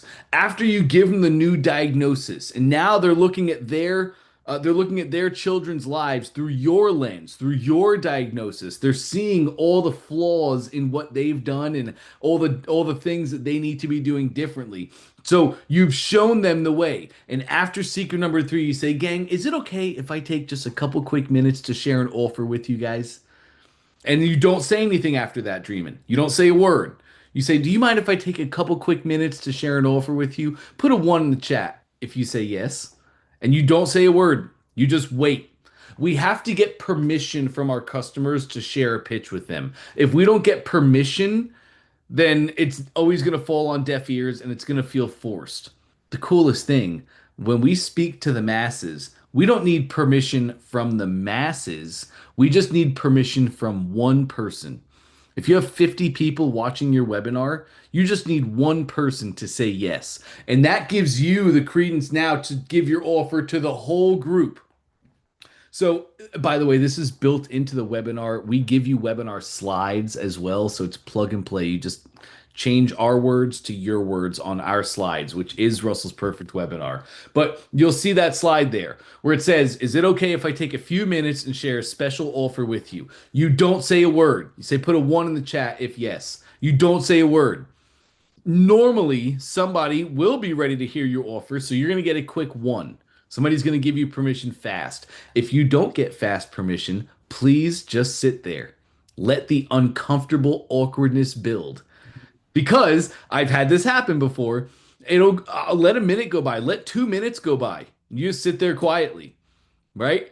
At some point, somebody is going to see you up there squirming, and somebody is going to feel bad for you, and somebody's going to be like, I need to get out of this awkward situation right now. And they'll put a one in the chat and they'll say, tell me your offer. And again, we only need one person to give us permission, and now we can share our offer with the audience. So we hit them with secret number 3, and those 3 secrets are going to transform everything about your child and how they're going to be able to speak. So, really quick, gang, I have an amazing offer I'd love to share with you. Do you mind if I take a few minutes and share this offer with you? Put a one in the chat if so. You know what? I was going to say yes. Right. Many times you're going to say that and somebody's just instinctively going to have one. You've asked them questions so many times throughout the webinar. They've already been trained to engage with you in the chat, right? So somebody typically will say one pretty quickly. If they don't, let it simmer. Let the more awkward and uncomfortable it gets, the faster your permission is coming. So we hit him with secret number 1, 2, and 3. Then we hit him with our stack and close. Oh, amazing. I've shared this offer with so many different people in the past, and this person's been able to do this. This person's been able to do this. This person's been able to do this. And I'm really excited to share it with you today. So the first thing that you need to help your child become an amazing, confident speaker is this. This thing helps your child do this, and it eliminates these roadblocks and hurdles, and it helps them accomplish this thing. Normally, my value on this is X. Now, what do you need once you have this? Now, what do you need? Oh, you need this thing. This thing is amazing because it helps you achieve this result. It removes these roadblocks and it gets this outcome. Normally, my thing is valued at this much. So when you buy today, you're going to get this and this. Normally, that'd be a value of this much, but we're not done yet. When you say yes today, you're actually going to get this and this and this next thing. This next thing is amazing because it removes these problems and gives these outcomes. And this thing is normally valued at this. And we keep building. It's called a stack and close. We keep building the pressure. We don't just say, you're going to get this and this and this and this and this. No, we build each thing in our offer in a stack and close. So by the end of it, it sounds like this. So when you say yes today, you're going to get this and this and this and this and this and this. Normally, all of this together has a value of $23,995. But I'm not going to charge you that today because you said yes, because you gave me your time, and because you showed me how intentional you are and serious about this. And I really want to help you achieve these results. Instead of the normal $23,595 that I would charge, today only, I'm only going to charge $1,997. Thank you so much. That's the webinar. Big domino, secrets 1, 2, and 3, stack and close. Okay. And one last question. Sure. Should I anchor the offer to a 90-day visible transformation even if the full program is longer? Yes, absolutely. We want the transformation to be the fastest transformation possible. So if you could say like 45 days, for 45 days for you to see your first result, 10 days to see your first result, the faster we can anchor the time, the better. Because at the end of the day, people don't want to learn. This is a little copywriting. True. Many times people put on their headlines, learn the secrets too. Learn the underground strategy. But that's a copywriting mistake because people don't like to learn. When you hear I'm not even going to say a word. Dreamin', when you hear the word learn, what do you think? What comes to your mind? He's going to teach me something which I don't want to. And why don't you want that? Because it feels boring. Ah, Like yeah. I'm being instructed.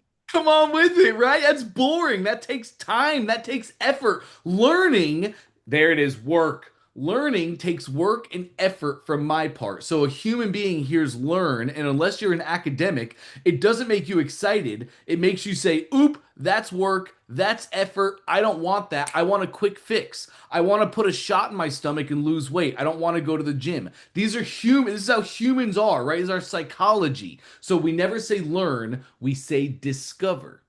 Oh, what does discover make us feel? Yeah, it's like exploring. It's an adventure.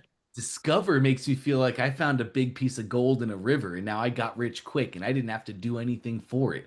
Discover seems easy. Discover doesn't feel like work. Uh, True. I'm sorry, Dreamin'. I forgot what you said that first got me on that tangent. Like I said, would you anchor the offer to a 90-day visible transformation even if the full program is longer?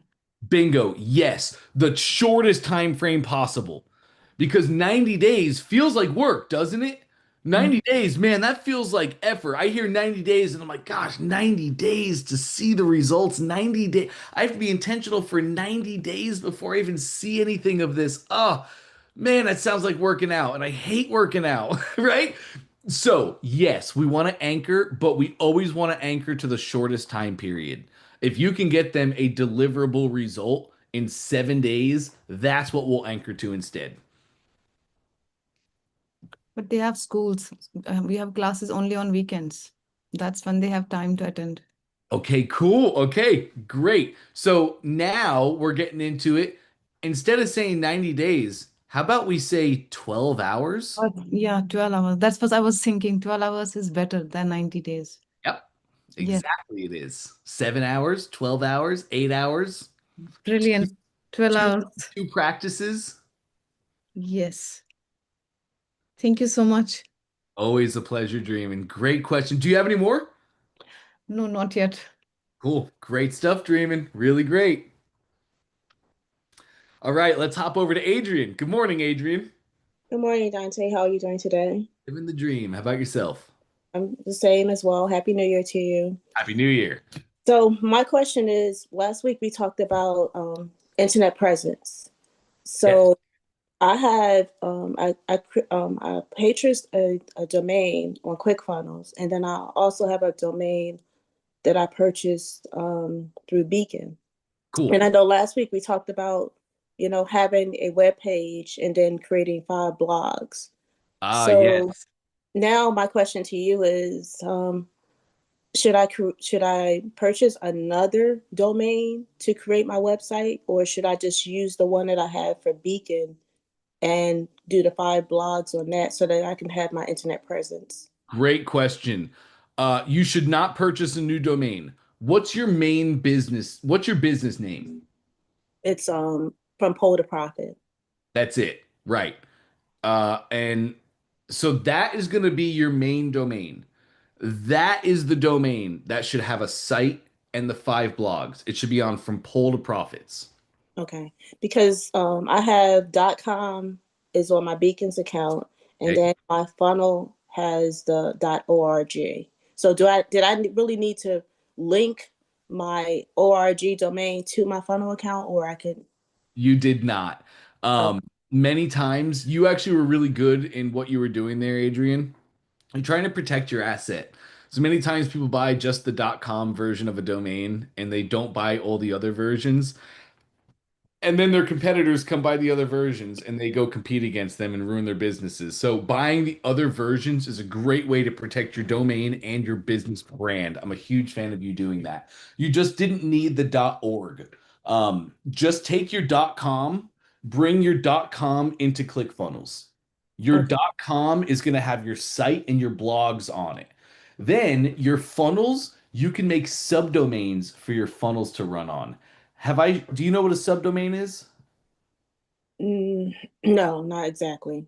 Okay, once you buy a root domain, like pollstoprofits.com, pollstoprofits.com is your root domain. You own that. Once you own a root domain, you can create infinite subdomains completely for free. These are things like go.pollstoprofit.com, secret.polls to profit, free.polls to profit. These are all different subdomains that you can make in your of your root domain. So you would just have your main funnel, your main domain, excuse me, pollstoprofits.com. That goes to your site, that goes to your information, that has your blogs on it. But all of your funnels, you can just run really simple subdomains on your funnels. I do have mine. I'm going to show you really quick what it looks like. So I bought a root domain. You can see this, right? Commachaser.com. Yes. Okay, that's my root domain. I know it shows www. www is a subdomain, but technically speaking, www is tied to your root.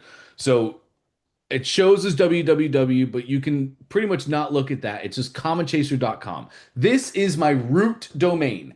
This is what I would have my site and my blogs running. I brought my root domain into ClickFunnels. From there, I can create infinite subdomains of my root, and these are all completely free. So I made go.commachaser, course.commachaser, special.commachaser. So I have my root domain going to my site, but all of these subdomains, look at them. They are standalone domains. So I can have this subdomain go.commachaser that can be connected to my lead funnel.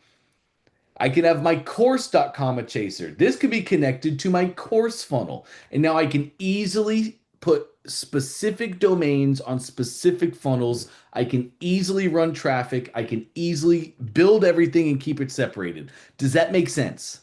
Yes, it does. So with my .org, so I should disconnect that from my funnel and put my .com. Yes, you don't need to be using your .org right now. It's nice Okay. to have it, keep it, but everything should just be your .com. Okay. Nice. All right. And so just to recap to make sure I got this correctly, I can bring my .com over and then I can do go, my name.com to my lead magnet. Yes. Okay. All right. Thank And you. that's very common. Go is the most commonly used subdomain out there, and it's also the most recognizable to customers. When I say what I mean that is customers, consumers are very used to seeing go dot a domain. They don't really know what it means or what it is, but they're very, very used to it. It doesn't really raise red flags in anybody's mind. Same things with like free, special. Go is the most commonly recognized, but the other words like free and special, small, simple words, really recognizable from customers. You want your subdomains to be really, really simple, gang. Don't make them confusing. Don't make them letters and numbers like A4X2Y. That's confusing, and a confused mind always says no. I see people do that all the time. They make really weird, confusing subdomains and people click them, they see that and they're like, I don't know what that means. Is that a bot? Is that a hacker? Am I about to lose all my money? And they leave immediately.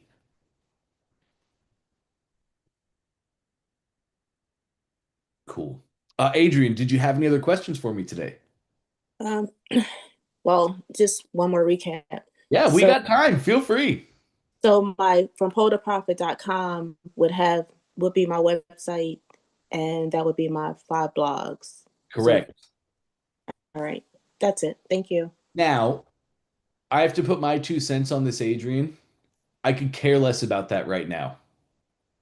I could absolutely care less about that. What I'm most concerned about is the funnel gets built, finished, and launched. I am most concerned that you go and do, go and do. Have you heard me talk about go and do? Yes. Okay. I am most concerned that you go and do. For anybody who's unaware of why we're talking about this, last Tuesday or this past, it was this Tuesday, was it not, Adrian? I think it was, yes. I, It was it either was, this Tuesday or last Tuesday. I don't remember which Yeah, day. this Tuesday or last Tuesday, we were having an ecom session with Trey Llewellyn, and one of our ecom students, Charlie, came up. Charlie has been running this business for like 8 months, Adrian. This is the big thing I need you to know. Charlie's been running this for 8 months, and this is the first time this has come up. This is the first time he's even brought this up to address.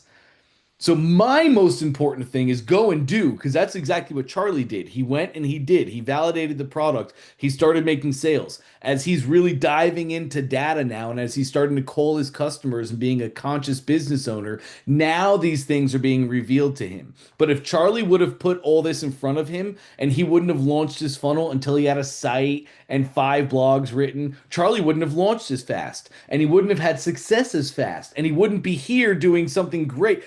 Do you see what I'm saying with that?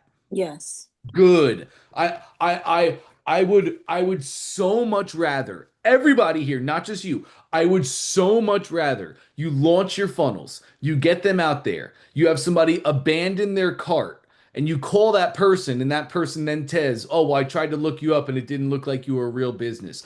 I would so much rather that be the step-by-step process that you go through rather than, oh, I spent 2 weeks building this site and building these blogs and putting up this whole fake front end to make a real business. And then I launched. I would so much rather you guys launch. And I realize what I'm saying. You're like, wait, so Dante, you would rather me spend money on advertising to get somebody to come to my funnel to abandon their cart. You would rather me do that than just building a site? Yes. Going and doing is so much more important because for you, Adrian, it's so possible that your customers never do that. It is so possible that your customers never go to Google, they never try and look up your business or your website or anything like that. It is more than possible this never ever comes up for you.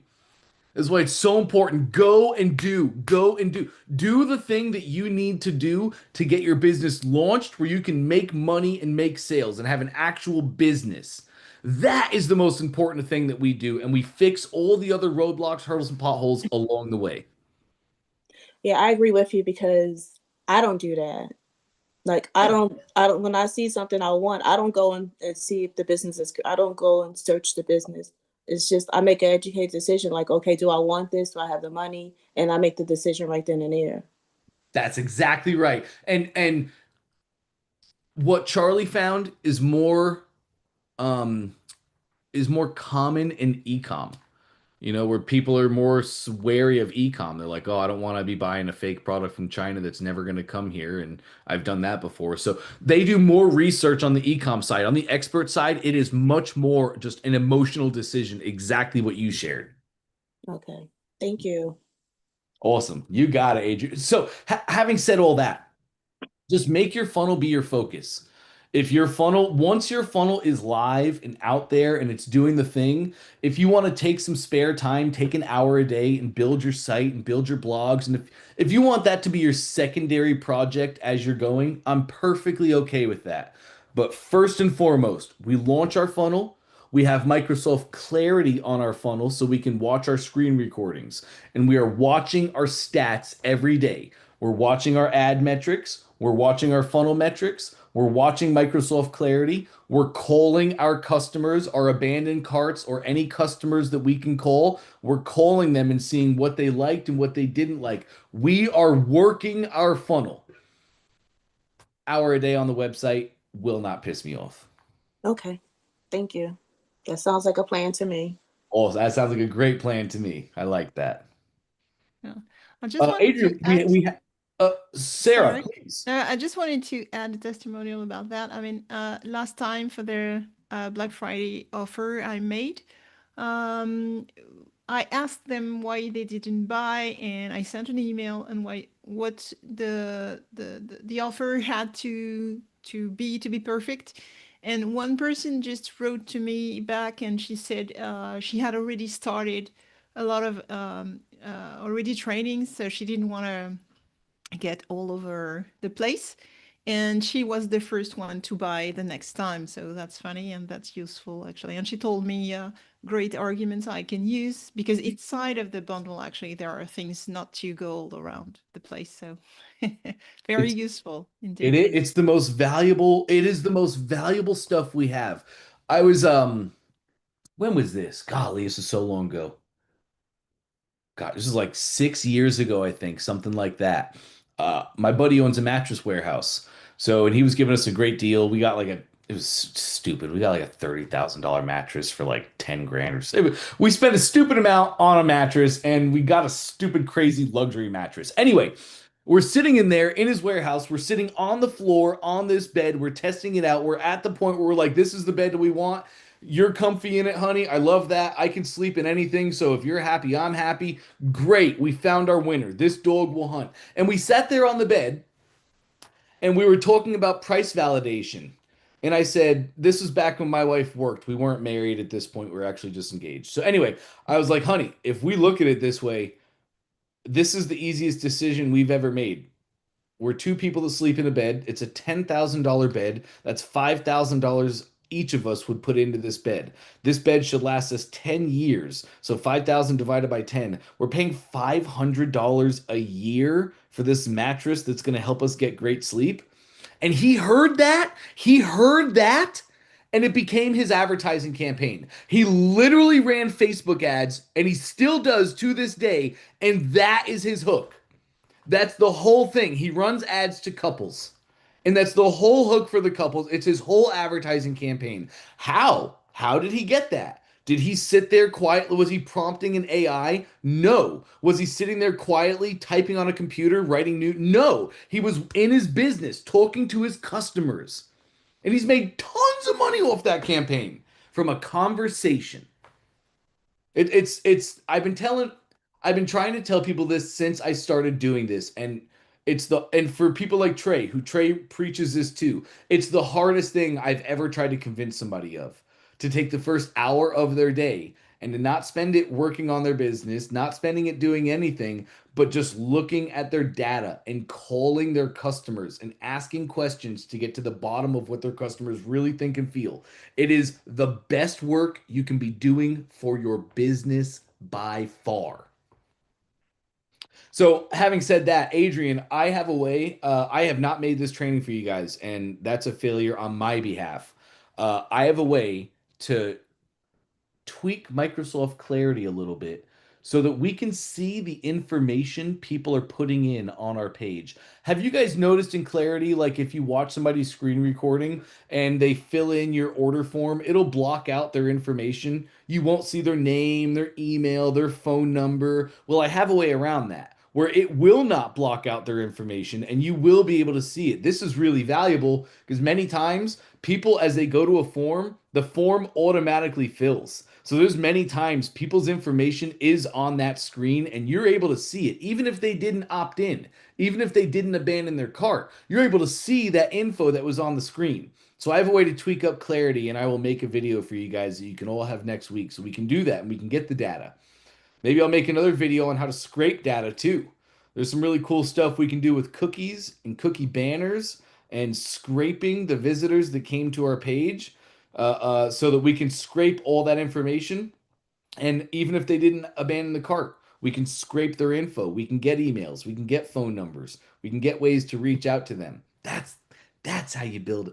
I'm not kidding, gang. I'm not kidding. If you want to build $1 million business, you just do those things for a year. You do the boring work that isn't fun, it isn't illustrious, it isn't the stuff you want to make Facebook posts about, but it's the real stuff that moves the needle. It is so, so important. Another great question. Adrian, I'm sorry to take the soapbox there. I cut you off on everything you were talking about. Do you have any questions or comments or anything on that? No, only thing is you said the first hour is to look at data, and what was the other thing you said? Oh, call back customers. Yep, that's it. Yep. Every single person who ever abandons the cart on your funnel, call them. And I'd love for you to call them as soon as possible. You could set up in a workflow, you could set up a notification so that when somebody enters your abandoned cart workflow, it notifies you. It'll send you an email. Hey, you just got an abandoned cart. You would set that up, Adrian, by going to your abandoned cart workflow, and it's a notify step. Just add a step, and it's literally called notify. So you would send yourself a notification. We want to get these calls into our customers as soon as possible from the action happening, Adrian. So, like, I'm not saying don't call your people a day later. Do call your people a day later. But if it's 2 in the afternoon and you have an email come through and says, hey, somebody just abandoned your cart. If they abandoned at 2 o'clock and you can call them at 202 or 205. Hey, Adrian here, CEO of Polls to Profits. I just wanted to see if I could have a few minutes of your time to talk about your experiences on our page. If you can get that call coming through in a couple minutes after them doing the action, you get really good rates. You get really good pickup rates. You get people in the moment knowing what they were feeling, and you have really strong conversations from there. Okay, got it. Thank you. Awesome. Great stuff, Adrian. You sure there's nothing else I can help with? No, I'm sure. I'm just making sure I have my notes, and then I'm going to also look at this replay later on as well. Awesome. It sounds amazing. On that note, I can grab this replay for you really quick. I have it. Here it is. Put this in our chat. All right. Bingo. Thank you. You got it. Great stuff, Adrian.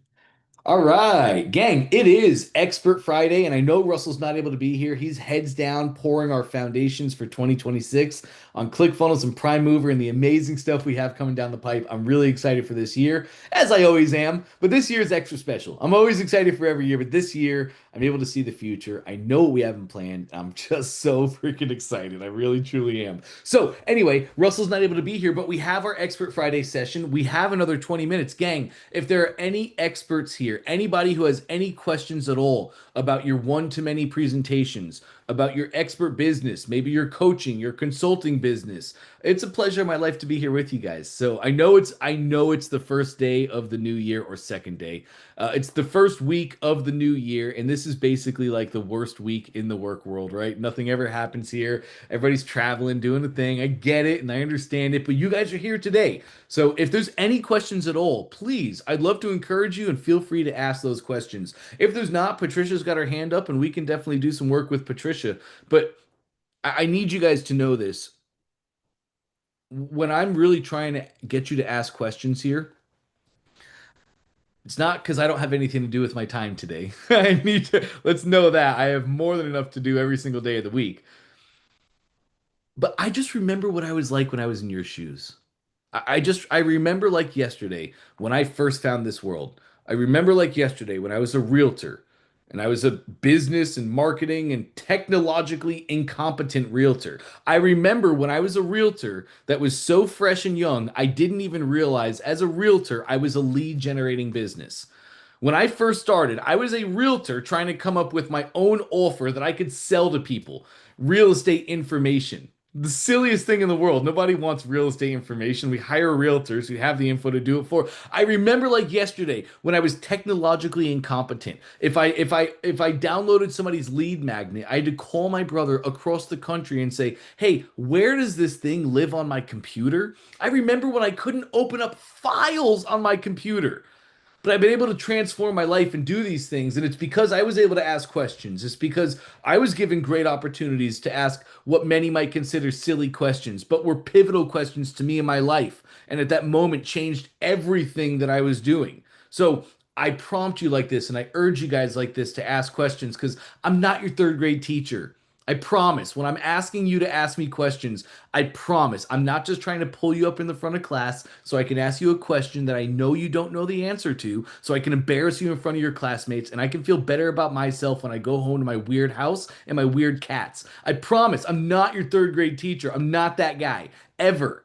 When I'm asking you these things, it's just because I want to help. It's just because I want you to learn these things and apply these things. There was a day when limiting beliefs completely ruled my life. Completely. There was a day that I would have never imagined I get to do what I do every single day. There was a day that the life I live every single day was inconceivable to me. I use my words purposefully there. Inconceivable. But I've been able to do big things. And there's so nothing special about me. There couldn't be anything less special about me, gang. I didn't come up with any of these concepts. I didn't come up with any of these frameworks. I'm just a purveyor of information. If you really want to strip it all back, I'm just a purveyor of information. I've come up with no marketing principles. I've come up with no psychology principles. I've come up with nothing unique or genuine of my own. I just learned and I teach the things that I've learned. I'm the least special person on earth. If I could do this, I go to bed thinking every day, if I could have success in this world, if I could do these things, what is everybody else going to be able to do? I guarantee you're smarter than me. I guarantee you're better than me. You might even work better than I do. So I say all that to say, when I'm asking you these questions, I want to be here with you guys. I really do. I hope you feel it. I hope you understand it. I hope you believe it. There are no stupid questions. I've already asked every single one of them. I promise. It is literally impossible for you to ever ask me a stupid question. So if you're sitting here right now and you're like, man, I just don't have a question. That's amazing. It's great for you. I'd love to challenge you as we go into this next week. Work your business, run your business hard, do the things I've shared with you today. Put clarity on your funnel, get data on your funnel, look at data constantly. Call your customers. Pay attention to your ad metrics, to your funnel metrics. Run your business hardcore for a week. And I guarantee next week you will have a question. You will have something that you're struggling with, a decision you need to make, a way you need to think. And I'll be here next Friday, ready to rock and roll, ready to answer those questions and get you over those hurdles too. I want you guys to do big things. And I know you're not here. You're not here at the first week of the new year when everybody else is out still partying and drinking and having a great time and going on vacations. You are not here right now because you don't care. You are not here right now because you don't want to do big things. You're not here right now because you don't have serious goals for yourself and your life and your business and your family. You're not.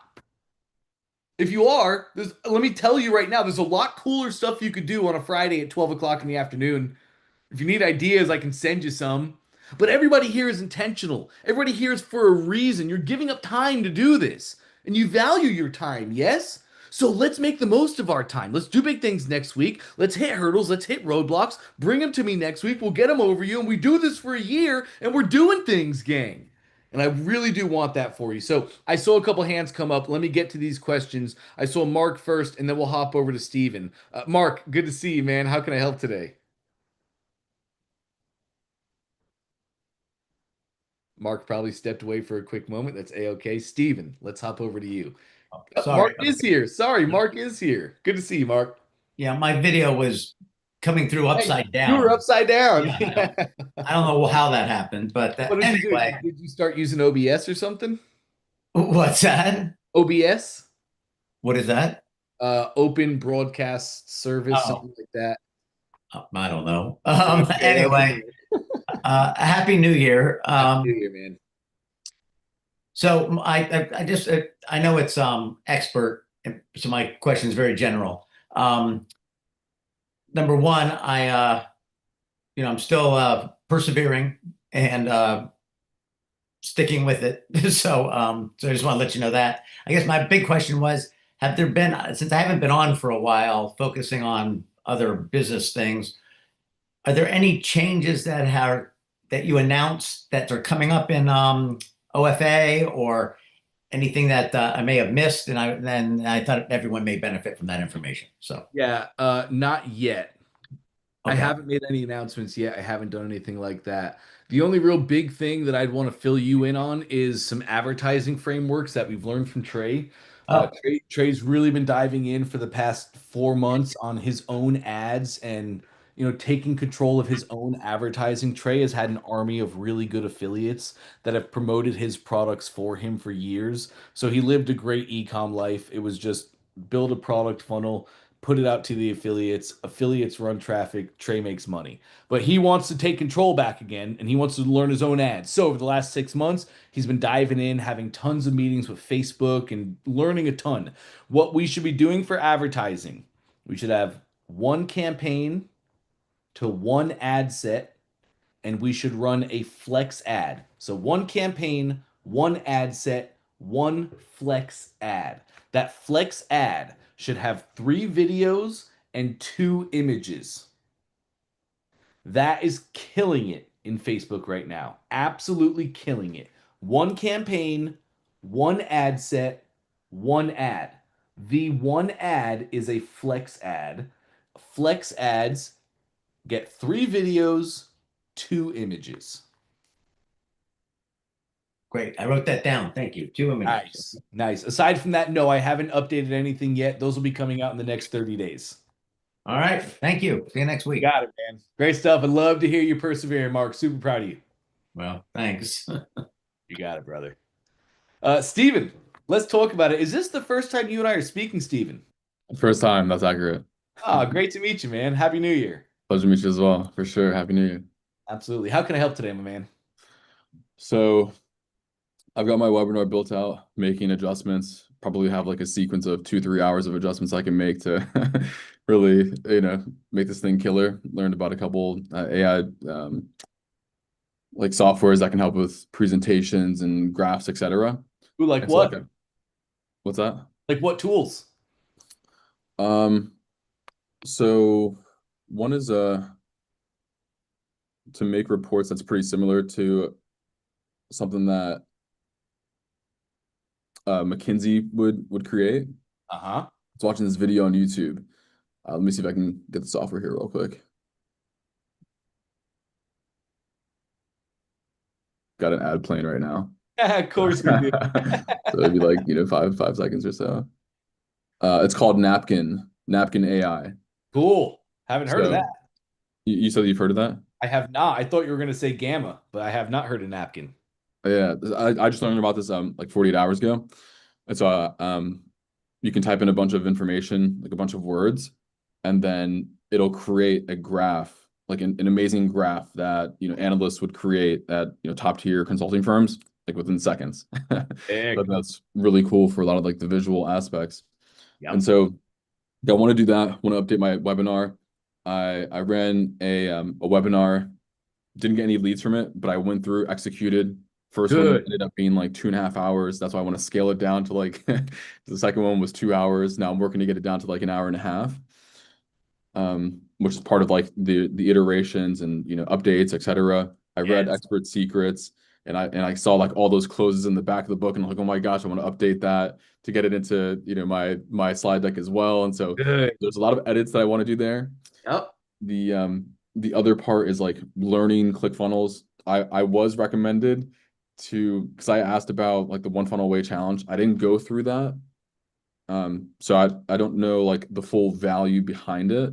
And I think maybe that's like a question that's in my mind of like, how do I is it worth it right now? Like, how do I integrate it into my schedule? Because the other aspect is that, I'm also providing AI receptionists to dentists specifically as my niche. So like 1 to 3 doctors, 4 to 10 chairs.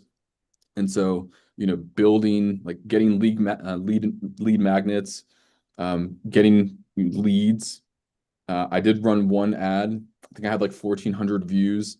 And then one lead that came in, which ended up not being an accurate contact. And so it's like trying to work through like the Facebook ads and get that situated going.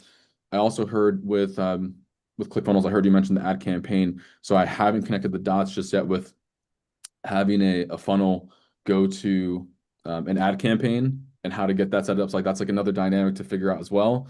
And then the other aspect that I'm working on is like manually scraping leads like one by one from like Google Maps or from Facebook and Instagram. That way I can have my cold outreach as well. And so like those are all the things that I'm balancing. So really within all of that, like all that context, the focus of my strategy that I want to ask you for advice for is, how do I maximize my time with exactly what you were saying there, as well as like with ClickFunnels, utilizing the correct funnel, marketing it, having it be on Facebook, sending, paying for ads, having leads come in. I want to be able to call people because I could talk to them for like 8 hours for one person and really dive deep, high level strategy, macro to micro scale. And exactly the example that you gave as well, like $23,000 for the value. And then my price point right now, because I did have it at 1,995. I switched it to 1,497. It's not a one-time purchase though. Like mine's a subscription-based model, like monthly recurring revenue model. Yeah, you're like so it's what's that? You're like an agency, basically. Oh yeah, absolutely. So build every 4 weeks, not monthly, and that's the key. So I get an entire billing cycle additional throughout the year. So 13 instead of 12. Yeah. So, a couple things. Mm, Number one, Russell's always said focus on the one. As soon as you start working two, three, four different funnels, well, they all require time and they all spread you thin, right? Because a funnel all requires traffic and it requires you feeding the system and watching metrics. So he's always said focus on the one. I think you're actually going to be doing a great job of that here, though. You're right now running just agency for dentists, basically. But I imagine your webinar is going to be this offer that you're promoting to the dentist, right? The agency offer, the monthly billing offer where they have their virtual agents. absolutely. Yeah, okay. This is great, dude. I love this. So first off, first thing I'm thinking is why are we not cold calling more? As much as I love funnels and as much as I love being able to automate my traffic to a funnel, business is business. You already have these dentists on the line. What I would be doing is I would be calling multiple dentists in multiple different counties around there, and I would be getting them to sign up for my contract to be like, hey, I'm already working with dentists here, here, and here. I'm already showing that I'm going to increase the retention by 30% and I'm going to bring in new sales by 20%. So I have an amazing offer. Would you like to be a part of this? And then dentist says yes. And then I call the dentist right down the road. Hey, your competitor, this guy, just said he would pay me this much for this service. If you want, you can have my service and I won't work with him for this much. Get a yes from one dentist, take that yes from that dentist to another dentist and charge more. Does that make sense? I hear you on that. I would do that for every freaking county in the state right now. And that's probably some work you could do intentionally for the next 2 weeks. And you could probably talk to every dentist and you could probably quadruple your business the next 2 weeks just doing that right there. So I just had to say it, right? It's gold mine you're sitting on already. Now, the one funnel away is going to be awesome for you. How are you learning about the webinar? Are you in Prime Mover, I assume? Yeah, Prime Mover, I crushed through all 6 modules with Okay. massive volume of notes. So Okay. yeah. And Russell gave you a webinar funnel and an email sequence, correct? Yeah, so I built that out. Okay. And that's where I have the one camp. I don't have a full 3 set campaign on Facebook. I think when I initially set that one up, it was just one like campaign without the ad set and then without the ads. And Yeah. so I can go back and tweak that Yes. to adjust it. The big thing, Steven, I don't know if you've heard this or not, but the big thing with Facebook is to push it out of learning mode. When we start an ad, if we start an ad on like $5 or $10 a day, I'm not saying don't. It's a great thing to do. It's going and it's doing, it's taking action. But when we spend less, Facebook has to stay in its learning mode for a lot longer. So to force Facebook out of the learning mode, and what we're really looking for, this is from the ecom side, but it's Facebook ads. It's going to be the same thing for you here. We want 7 days of $150 a day and we're looking for in those 7 days, we want 50 conversions.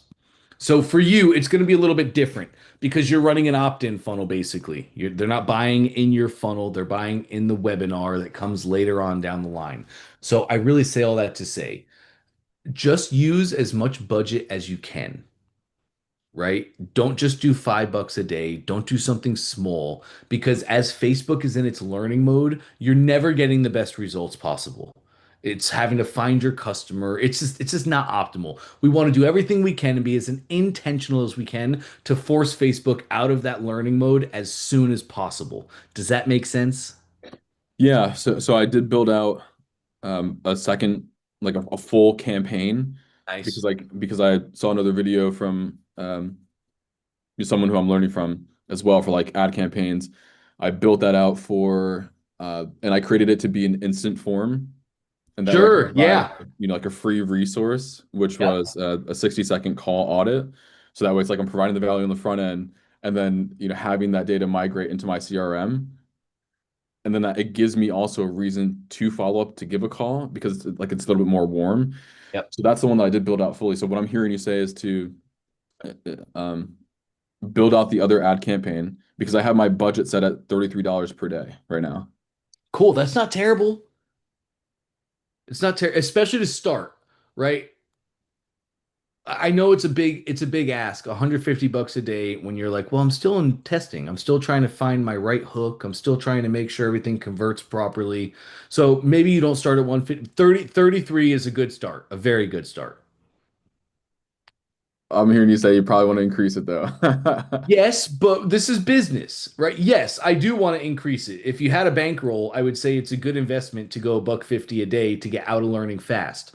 But like if we're bootstrapping right now, then we need to be really intentional about our monies and where we're putting them, and that we're getting good assets and leads out of those, that we could work the leads, be conscious business owners, and turn those leads into money. So like I don't want anybody wasting money, you know. If you were coming to me, Steven, and you were like, "Man, I got a funnel that's converting. It's working. They're registering at a 30% rate." I'd be like, "Okay, time to pump, Steven. Let me push you a little bit." But correct me if I'm wrong. I think we're still trying to nail the marketing, trying to nail the hook, trying to nail the webinar. Is that right? Yeah, so a couple things. I mean, I have a couple AI software softwares that help me with like hook the content, the offer, like the Hook call to story action. offer. Yeah, hook story offer, right? I have I've looked at the 60-second authority campaign as well. So like creating content is also something that's on my mind. Great. I understand the concept and the philosophy of not having an ad budget. So that's already like concrete, that domino's knocked over. So I'm not concerned about that. And then yes, you are correct with right now bootstrapping that way, because like the main focus is like having like 3 clients at that rate totally replaces everything I was earning before. And like from there, it's very easy to continue to pay down while scaling up. Oh yeah, It's you're like on. that's like this is like the one constraint right now, which is like while with everything I've shared with you, with like the strategy and the few different buckets, and trying to do as much as, like, not trying, but doing as much as possible each day, so I can like, get all of this like guardrail and just go in one direction, because it's all heading to the same direction. That's where like all this comes into play, and like what would be considered what, like the linchpin to tie it all together. Yeah. You know what I mean? So that's really, so what I heard you say is expand the template or the ad campaign for the webinar, or do I keep the lead Yes, but you're form running, you're while running a going? face that guy that you learned from was really smart to tell you to use the Facebook lead form. Facebook definitely preferences them, and when you use that, they definitely give you more traffic. 100%. So it was really smart to use that. It's tapping into the current that's already flowing. Don't fight the current, ride the current. Love that you did that. But your ad for your webinar is going to be a little different. Your ad is not going to be a form like that. You're going to run an ad right to your webinar registration page, and they're going to fill in your form on your funnel. So I don't think you're there yet, is what I'm hearing. What I'm hearing, Stephen, is you're still putting all this in place. We're not running ads yet. We're not doing any of that yet. So you're going to start doing this. Dude, what I'm hearing is cold call. What I'm hearing is find out every single county in your state, find out the dentist in that county, get one dentist to say yes, go to the rest of the dentists and say, "Hey, your competitor wants to use my service. Do you want to outbid them?" I would have every single dentist in my state. I would run them through for the next 2 weeks. You said if you can get 3 clients at this list, it totally replaces what you're doing. You can get 15.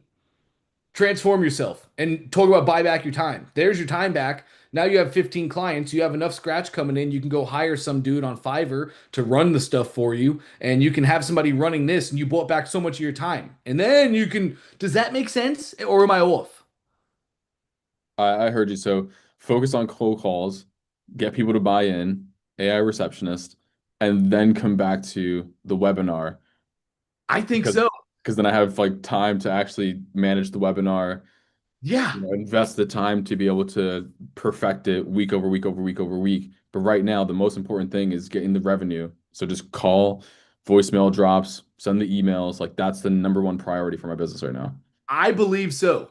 Like, what is the thing that, as much as I love funnels, as much as I love webinar, I know it's crazy. It's like, no, Dante, wait, aren't you a coach? Shouldn't you be telling him to go pour more into his webinar? Yes, we should, because that's the ultimate leverage key that like when you have your one-to-many presentation scalable, that is your ultimate unlock of leverage. But yeah, from what I'm hearing right now, if you spent the next 1 to 2 weeks just cold calling only your one state, you'd be able to fill up your client book, you'd be able to hit all of your goals, and you'd be able to have that time back because yes, you're going to take time to form your webinar, and then you're going to call customers, and then it's a tweaking of the offer in the webinar. But you're going to do all of that work ahead of time with these clients that you're calling. You're going to call the dentists. They're going to tell you what they like about the offer, what they hate. You're going to do all the tweaking in these next 2 weeks and land on the perfect offer that you want to use your webinar to promote. So I think this is the highest leverage work you can do right now from everything that I've heard. Heard. Okay. That makes a lot of sense to me because what I was asking for is clarity. Provide me with clarity. All I need to do is execute. I can do that. That's amazing. That's amazing. I really think that's going to be a huge win for you, Steven. And as you're doing this for the next weeks, please make sure, I know you're going to, I can already tell, but make sure you're taking diligent notes. Make sure that you have a script that you're going into these calls with and all the things your people are going to be saying. The first couple calls, you're going to be like, oh my God, this is a gold mine. And you'll have it all in your brain. After 50 calls, you're going to forget what these people said. But that is the gold that we're going to build everything else upon. Okay. Accurate note taking, and then continue. So literally just smile, dial, and not really like smile and dial, but like No, we say smile that. and we dial because when I'm smiling, I sound happy. If I'm not smiling, you can tell immediately in my voice. All right. Intentionally dial, intentionally take notes, and then from the 30, 40, 50, 100, 200, 250, because probably like 40 to 60 per day, or within Yep, like a 4 hour block, whatever the case I may think be. so. And I can do like voicemail drops as well. So that way I can expand. Because there's also another I think it's pretty cool too. I learned about another software. It's called Wave that can help Yep, to dial like three people all at once, which I yep. was like, wow, that's amazing. Also requires the investment to purchase. So it's like, do the smile, you need to dial first manually and then can automate from there. So 100%. I heard the game plan. And so just to follow up on that, Sure. so I can be super centralized. Call, VM drop, email, 2 weeks, see results, and then in terms of content creation Hmm. for like Facebook, Instagram, play because that's where my business. That's the one avenue that I'm completing right now. I can eventually expand to YouTube or LinkedIn, etc. But the Facebook and Instagram, I understand that Reels work very well, and Very. then just like you know, script for Facebook posts can work really well too. So that like those are the channels I want to be consistent on. So let's say like during this block of the next 2 weeks, Hmm. still create content that way I'm consistent on the content, and then just do that later on in the afternoon and take care of the calls and the intentional outbound first thing throughout like the main block that most folks are open. Yes, I think so. Who is your dream customer for your content? Are you trying to get more dentists to follow your pages and listen to you? Or are you trying to get more Stevens of the world to listen to you? Yeah, that's a great question. I think on YouTube it'd be more of the Stevens, more it's like I'd say outreach as an expert for philosophy and psychology and things I am interested in speaking about. Yet the for like the business channel, Dream 100. And Right. Okay. that's also what I'm So thinking, like, for how your do I manage that? Facebook and your Instagram, you really want dentists to be following you. Yes. Yes. Then yes, we should do all that. The 60-second authority framework by Eric Thane is fantastic.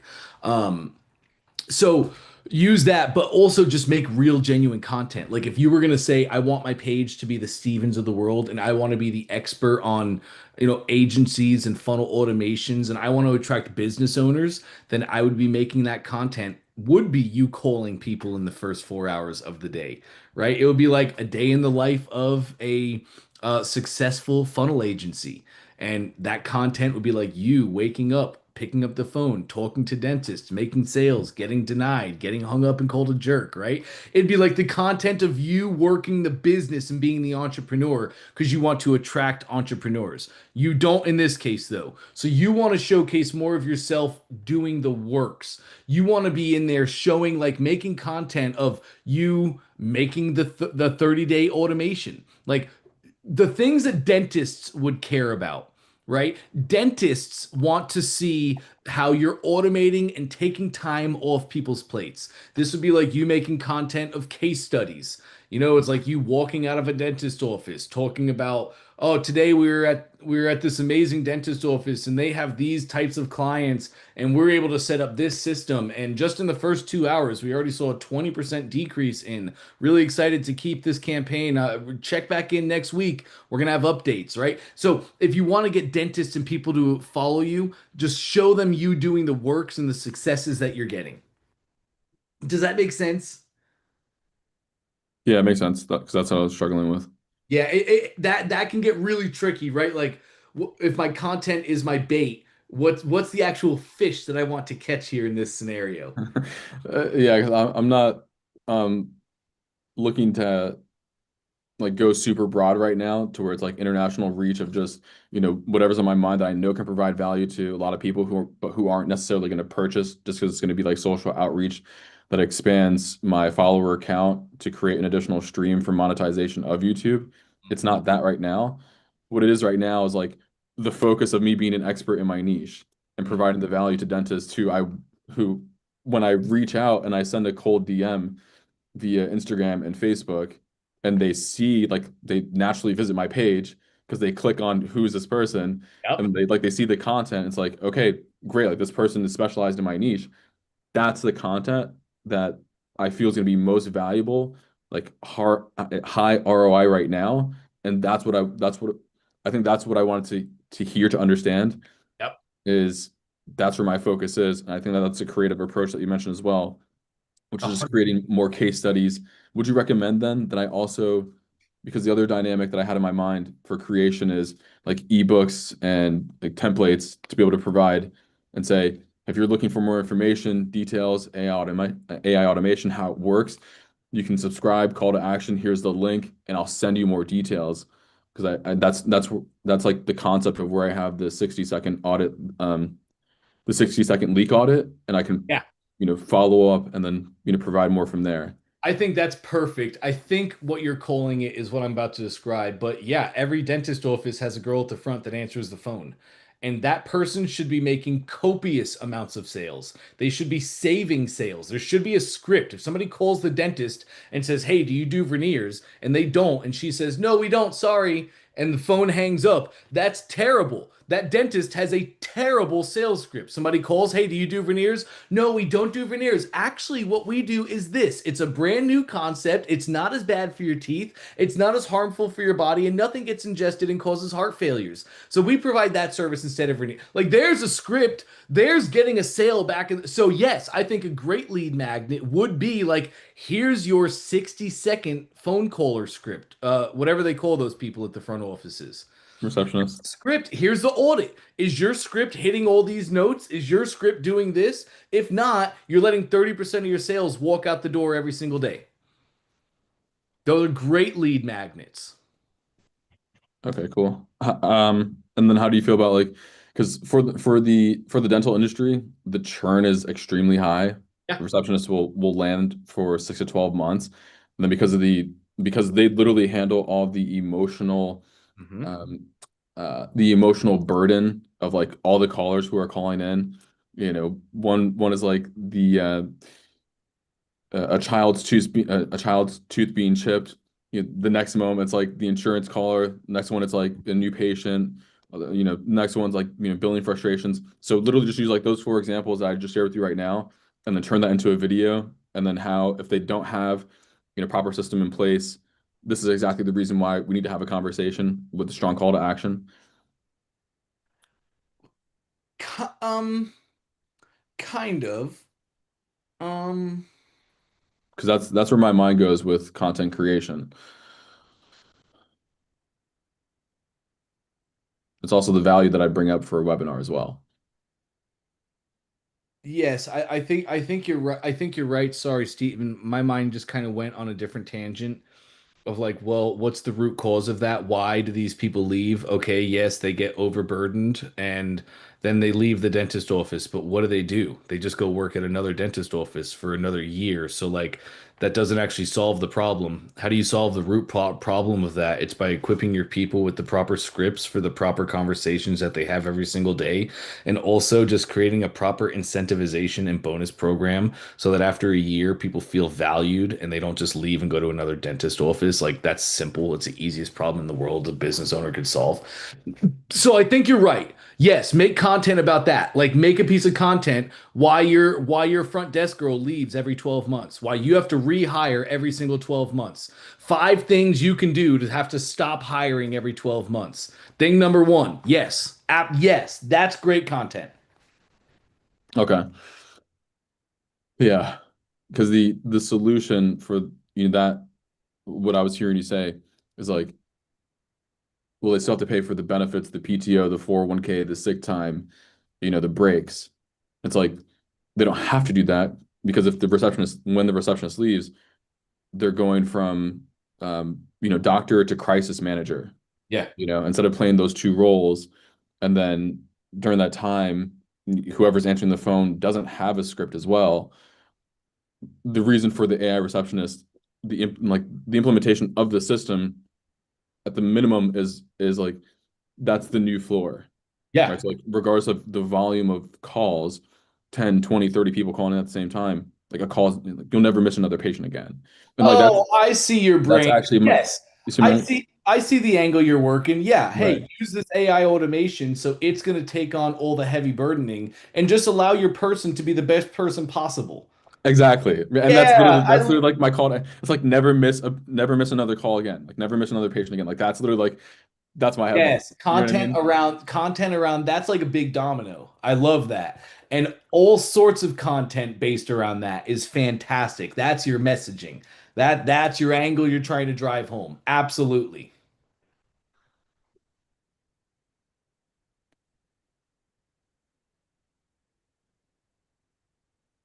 Do you know Anissa Holmes?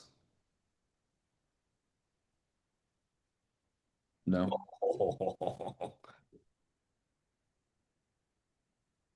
I just put her name in the chat for you. Okay. Anissa Holmes has been here at ClickFunnels since like day one. She kills it, and she is you. She's done she didn't do AI automation when she started out. She would just make the marketing agency for dentists, the marketing vehicle behind it, the thing that all dentists buy instead of doing in-house.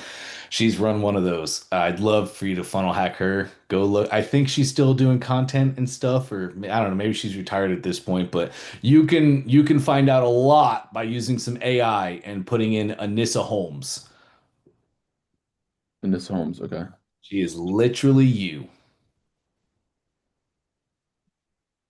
Is that Tooth and Coin podcast? I think so. Share your screen so I can see your face. Okay.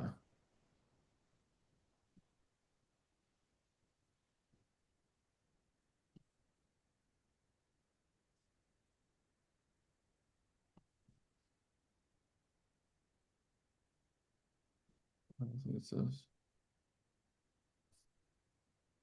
Yeah, I believe this is going to be her. Keep going. Uh,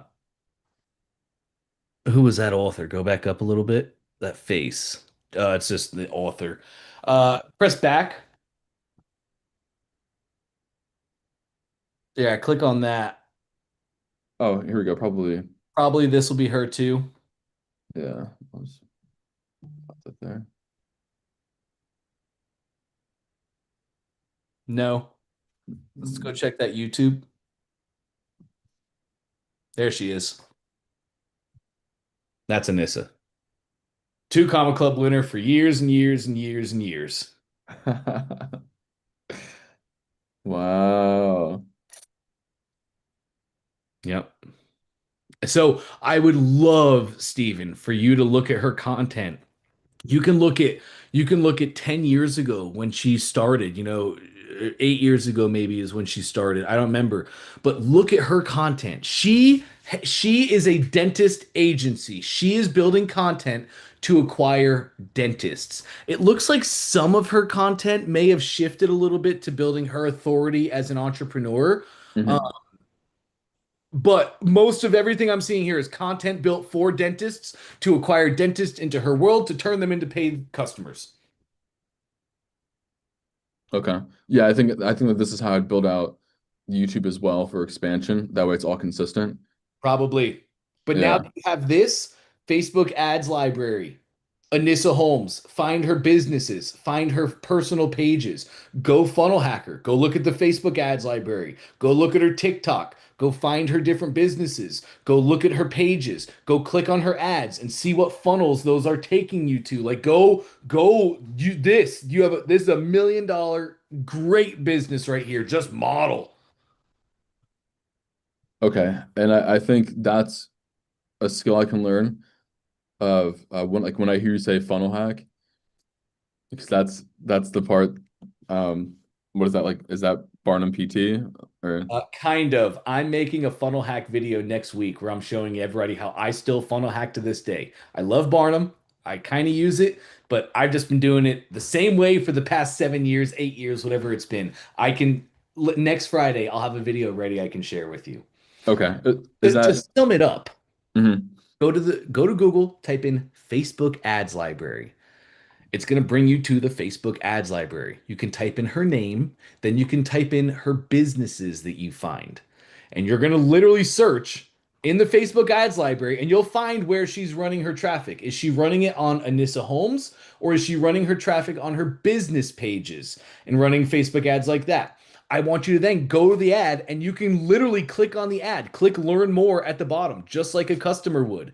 Guess what? Now you see the ad, you see the words, you see the creative, either an image or a video. You click the button, it takes you to the funnel page that she's running you to, just straight right there. You do that, and you're gonna learn everything. You're gonna see everything. Oh, Anissa's running some opt-ins. She's running some paid things. She's running a workshop. Oh wow, look at she's got these ads, these ads. You do that for this weekend. I'll get with you next Friday and teach you real funnel hacking, and that's everything you need for $1 million business right there. Okay, so let me just recap what I heard you say. So like from start to finish. Yep. So still the main focus right now, like first thing Oh is gosh, cold Steven, outreach, before cold before we do outreach. this, let me step away for 2 seconds. I'll be right back. Okay. Okay, cool.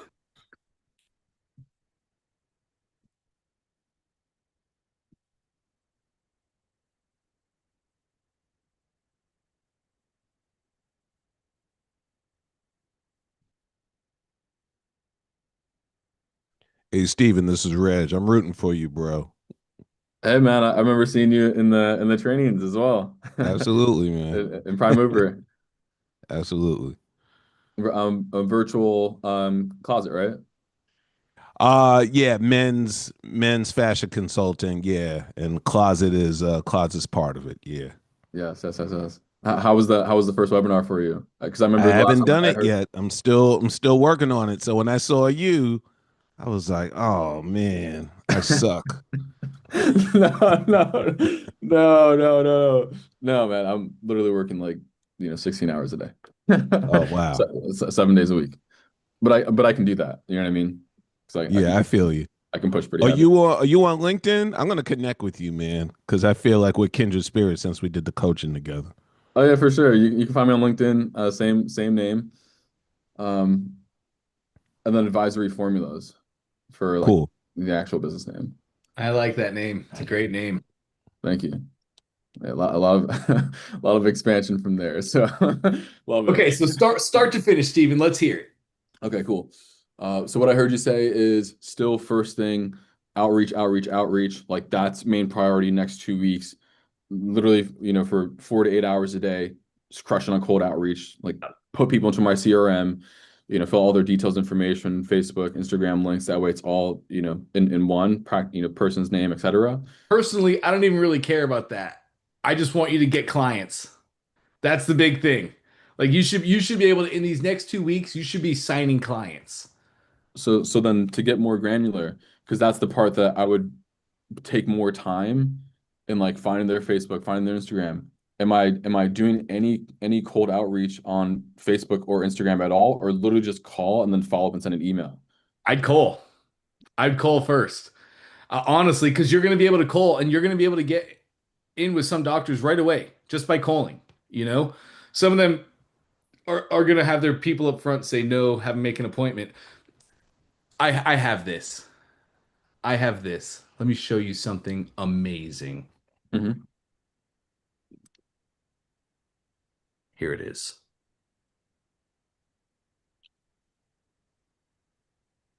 Got it. Okay. Putting a link in the chat for you and everybody. It's literally Trey Llewellyn doing this exact thing. He called a customer. He called a customer to ask them feedback about an idea that he had. The customer he ended up calling was a dentist.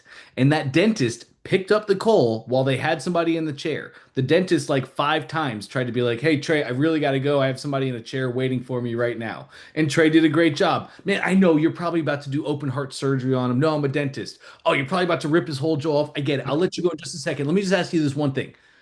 It's a great demo. Watch that video. But yeah, you should be able to be booking clients in these next 2 weeks. Literally, yellow pages or AI. Here's all the dentist office. Call them. In the first day, you should be able to start talking to dentists. Then, yes, you're leaving messages for some. The ones you leave messages for, then you can go cold outreach on Facebook, find the dentist, find his Facebook. Hey, doc, talk to your assistant today. Just wanted to make sure you got this. Give me a call anytime. But yes, after 2 weeks, Steven, I'm expecting you to have like 5 to 10 clients at least. I'm expecting you to be able to take this time to do this now and literally make deals.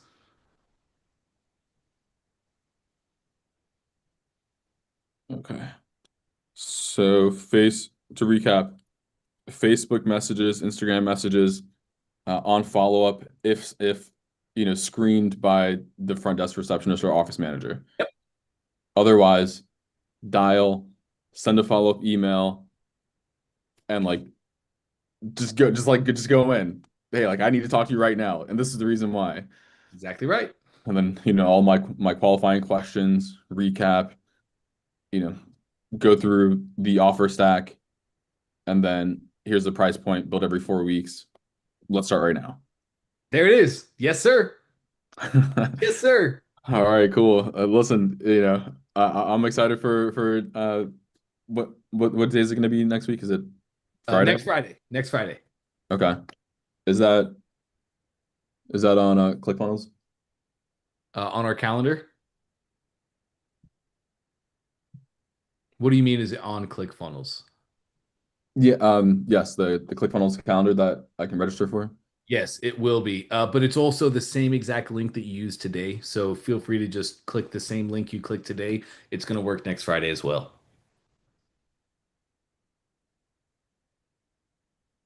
You're like, how did I get in here? Yeah, well, I didn't, because I just sent a message to support at ClickFunnels.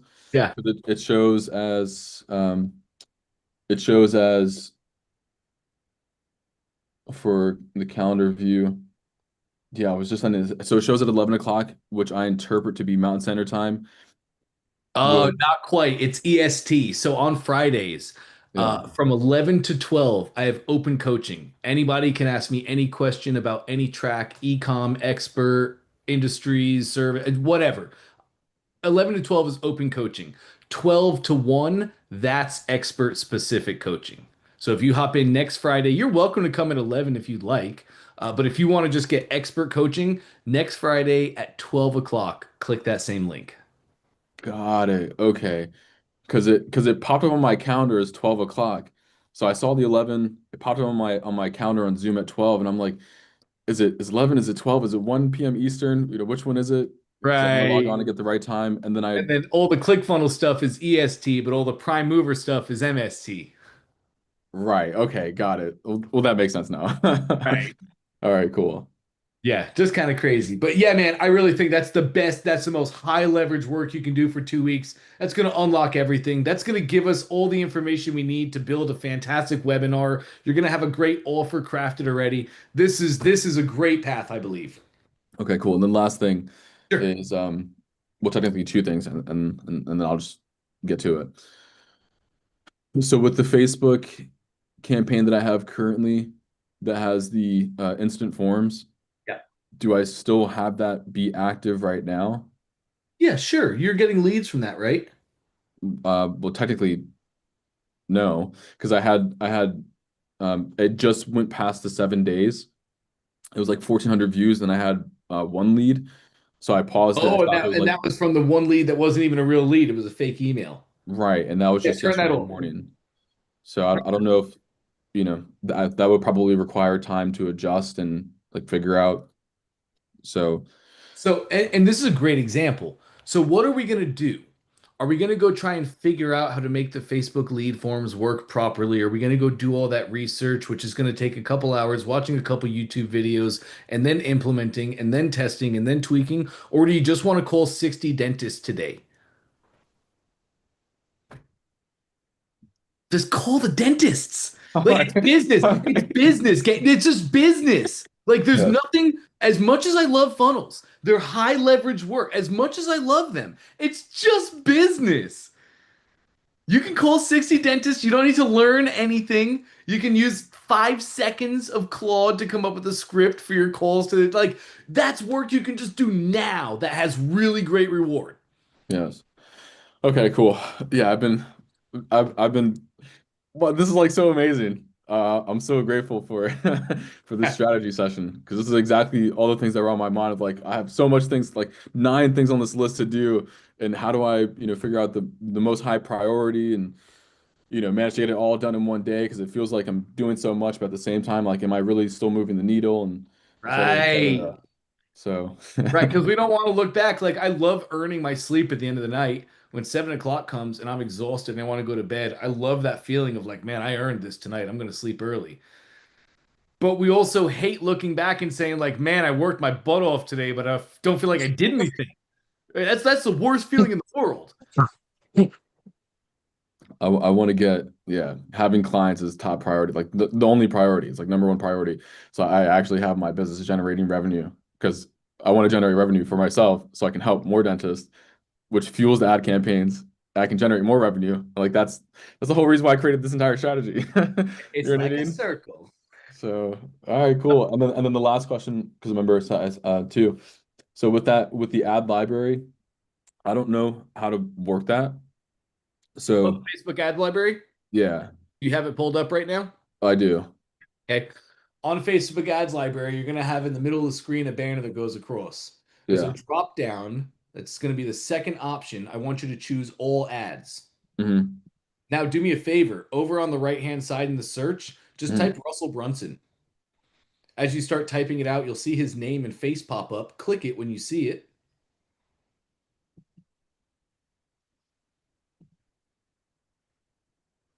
Okay. Nice. So now you're seeing a whole slew of ads, correct? Yeah. 530 results.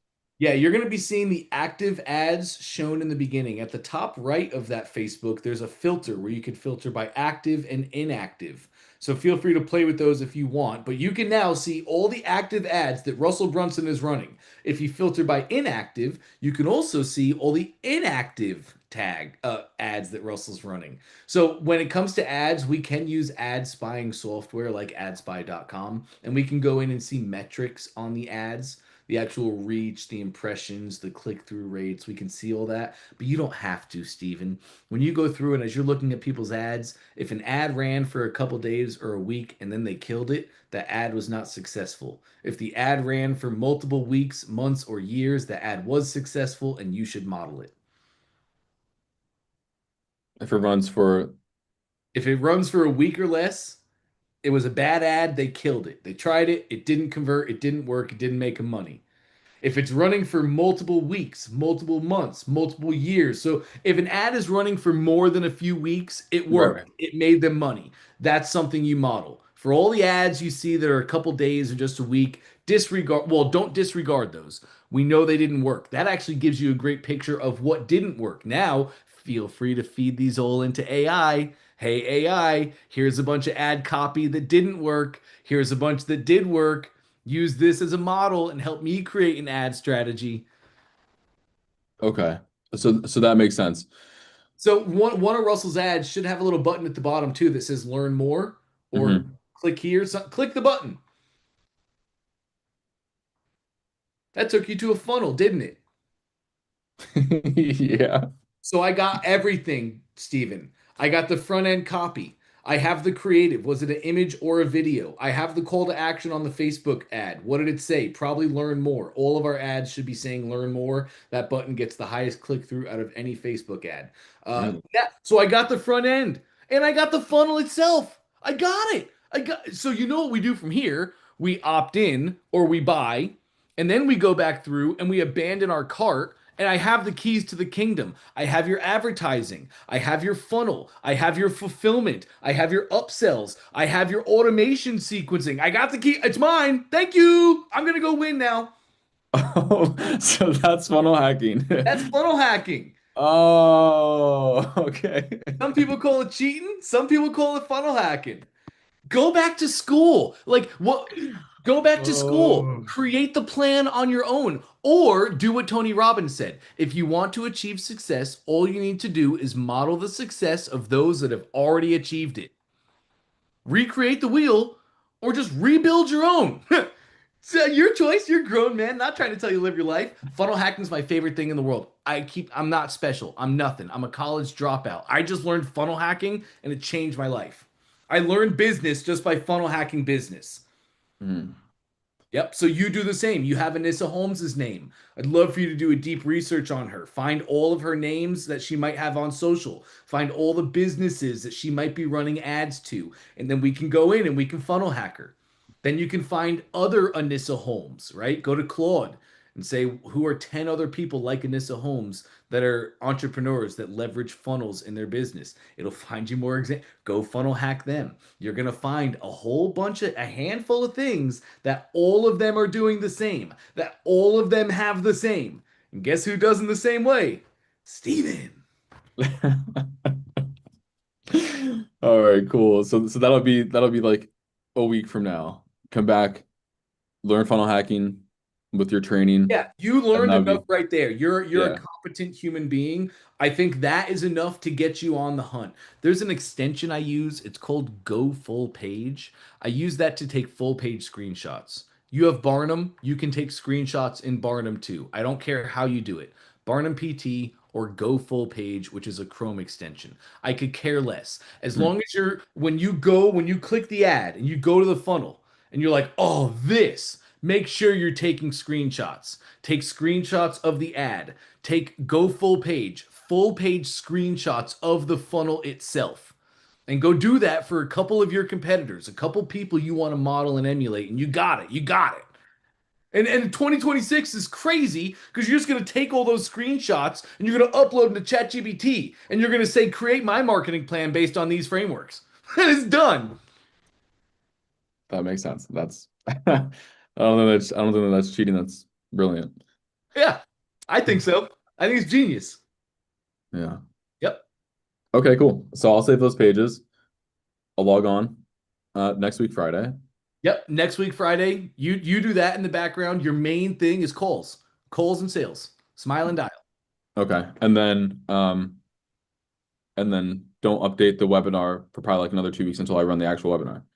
Yeah, because you're not running a webinar right now, right? I mean, I was gonna aim for Thursday of next week, but I haven't set up the ad because Great. really You just did amazing. You did your first webinar. Nobody showed up. You did it. You learned a lot. That's awesome.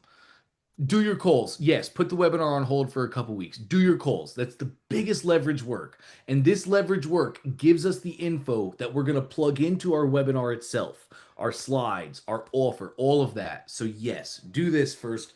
Come back next Friday. We'll really learn funnel hacking. You'll have results we can go look through so we can really funnel hack. And then you're going to be off to the races. It'll be probably another week's of calls. After that, you'll have a solid client list. You'll be happy. And then we get to work on the webinars. My man. I appreciate you. Got it, Steven. Great to meet you, brother. Great first conversation. Amazing, amazing. Have a great Amazing. weekend. You do the same. Awesome. All right, gang. What a sesh. Love that. On that note, I'm late to one of the meetings I should not be missing, but that's okay. They will understand. They pay me to do this exact thing right here. So great conversation today, guys. I really, really enjoyed that. Super proud of everybody. Thanks for asking your questions. Thanks for showing up. Next week, things should be getting a little more into the norm. So we'll be expecting some bigger sessions, a little more questions for us to work through. But great stuff this week. Really, really super proud of you. Make sure to take some time this weekend and celebrate the small wins. I don't care how you celebrate, but make sure big small hinges swing big doors. That is facts, that is real, that is true. So even if you're looking at your wins like, oh, they're tiny, they're wins. And they're the wins that we build upon to get us to our ultimate destination, the thing you're going to look back on 5, 10, 1 years from now, whatever it may be. Celebrate how you like to celebrate. I don't care. Go serve at your church. Go buy a bottle of champagne and walk up a mountain. Go buy an old car and enter a demolition derby. I'm not here to judge how you celebrate. I don't care how you celebrate. But celebrate how you like to celebrate and celebrate the work you've done this year. Because it's great work and we're super proud of you here for it. On that note, I will let you guys go. Have an amazing rest of your day. Well, next week, just like normal, Monday to Friday, just like normal, gang. Looking forward to seeing you then. Have a great one.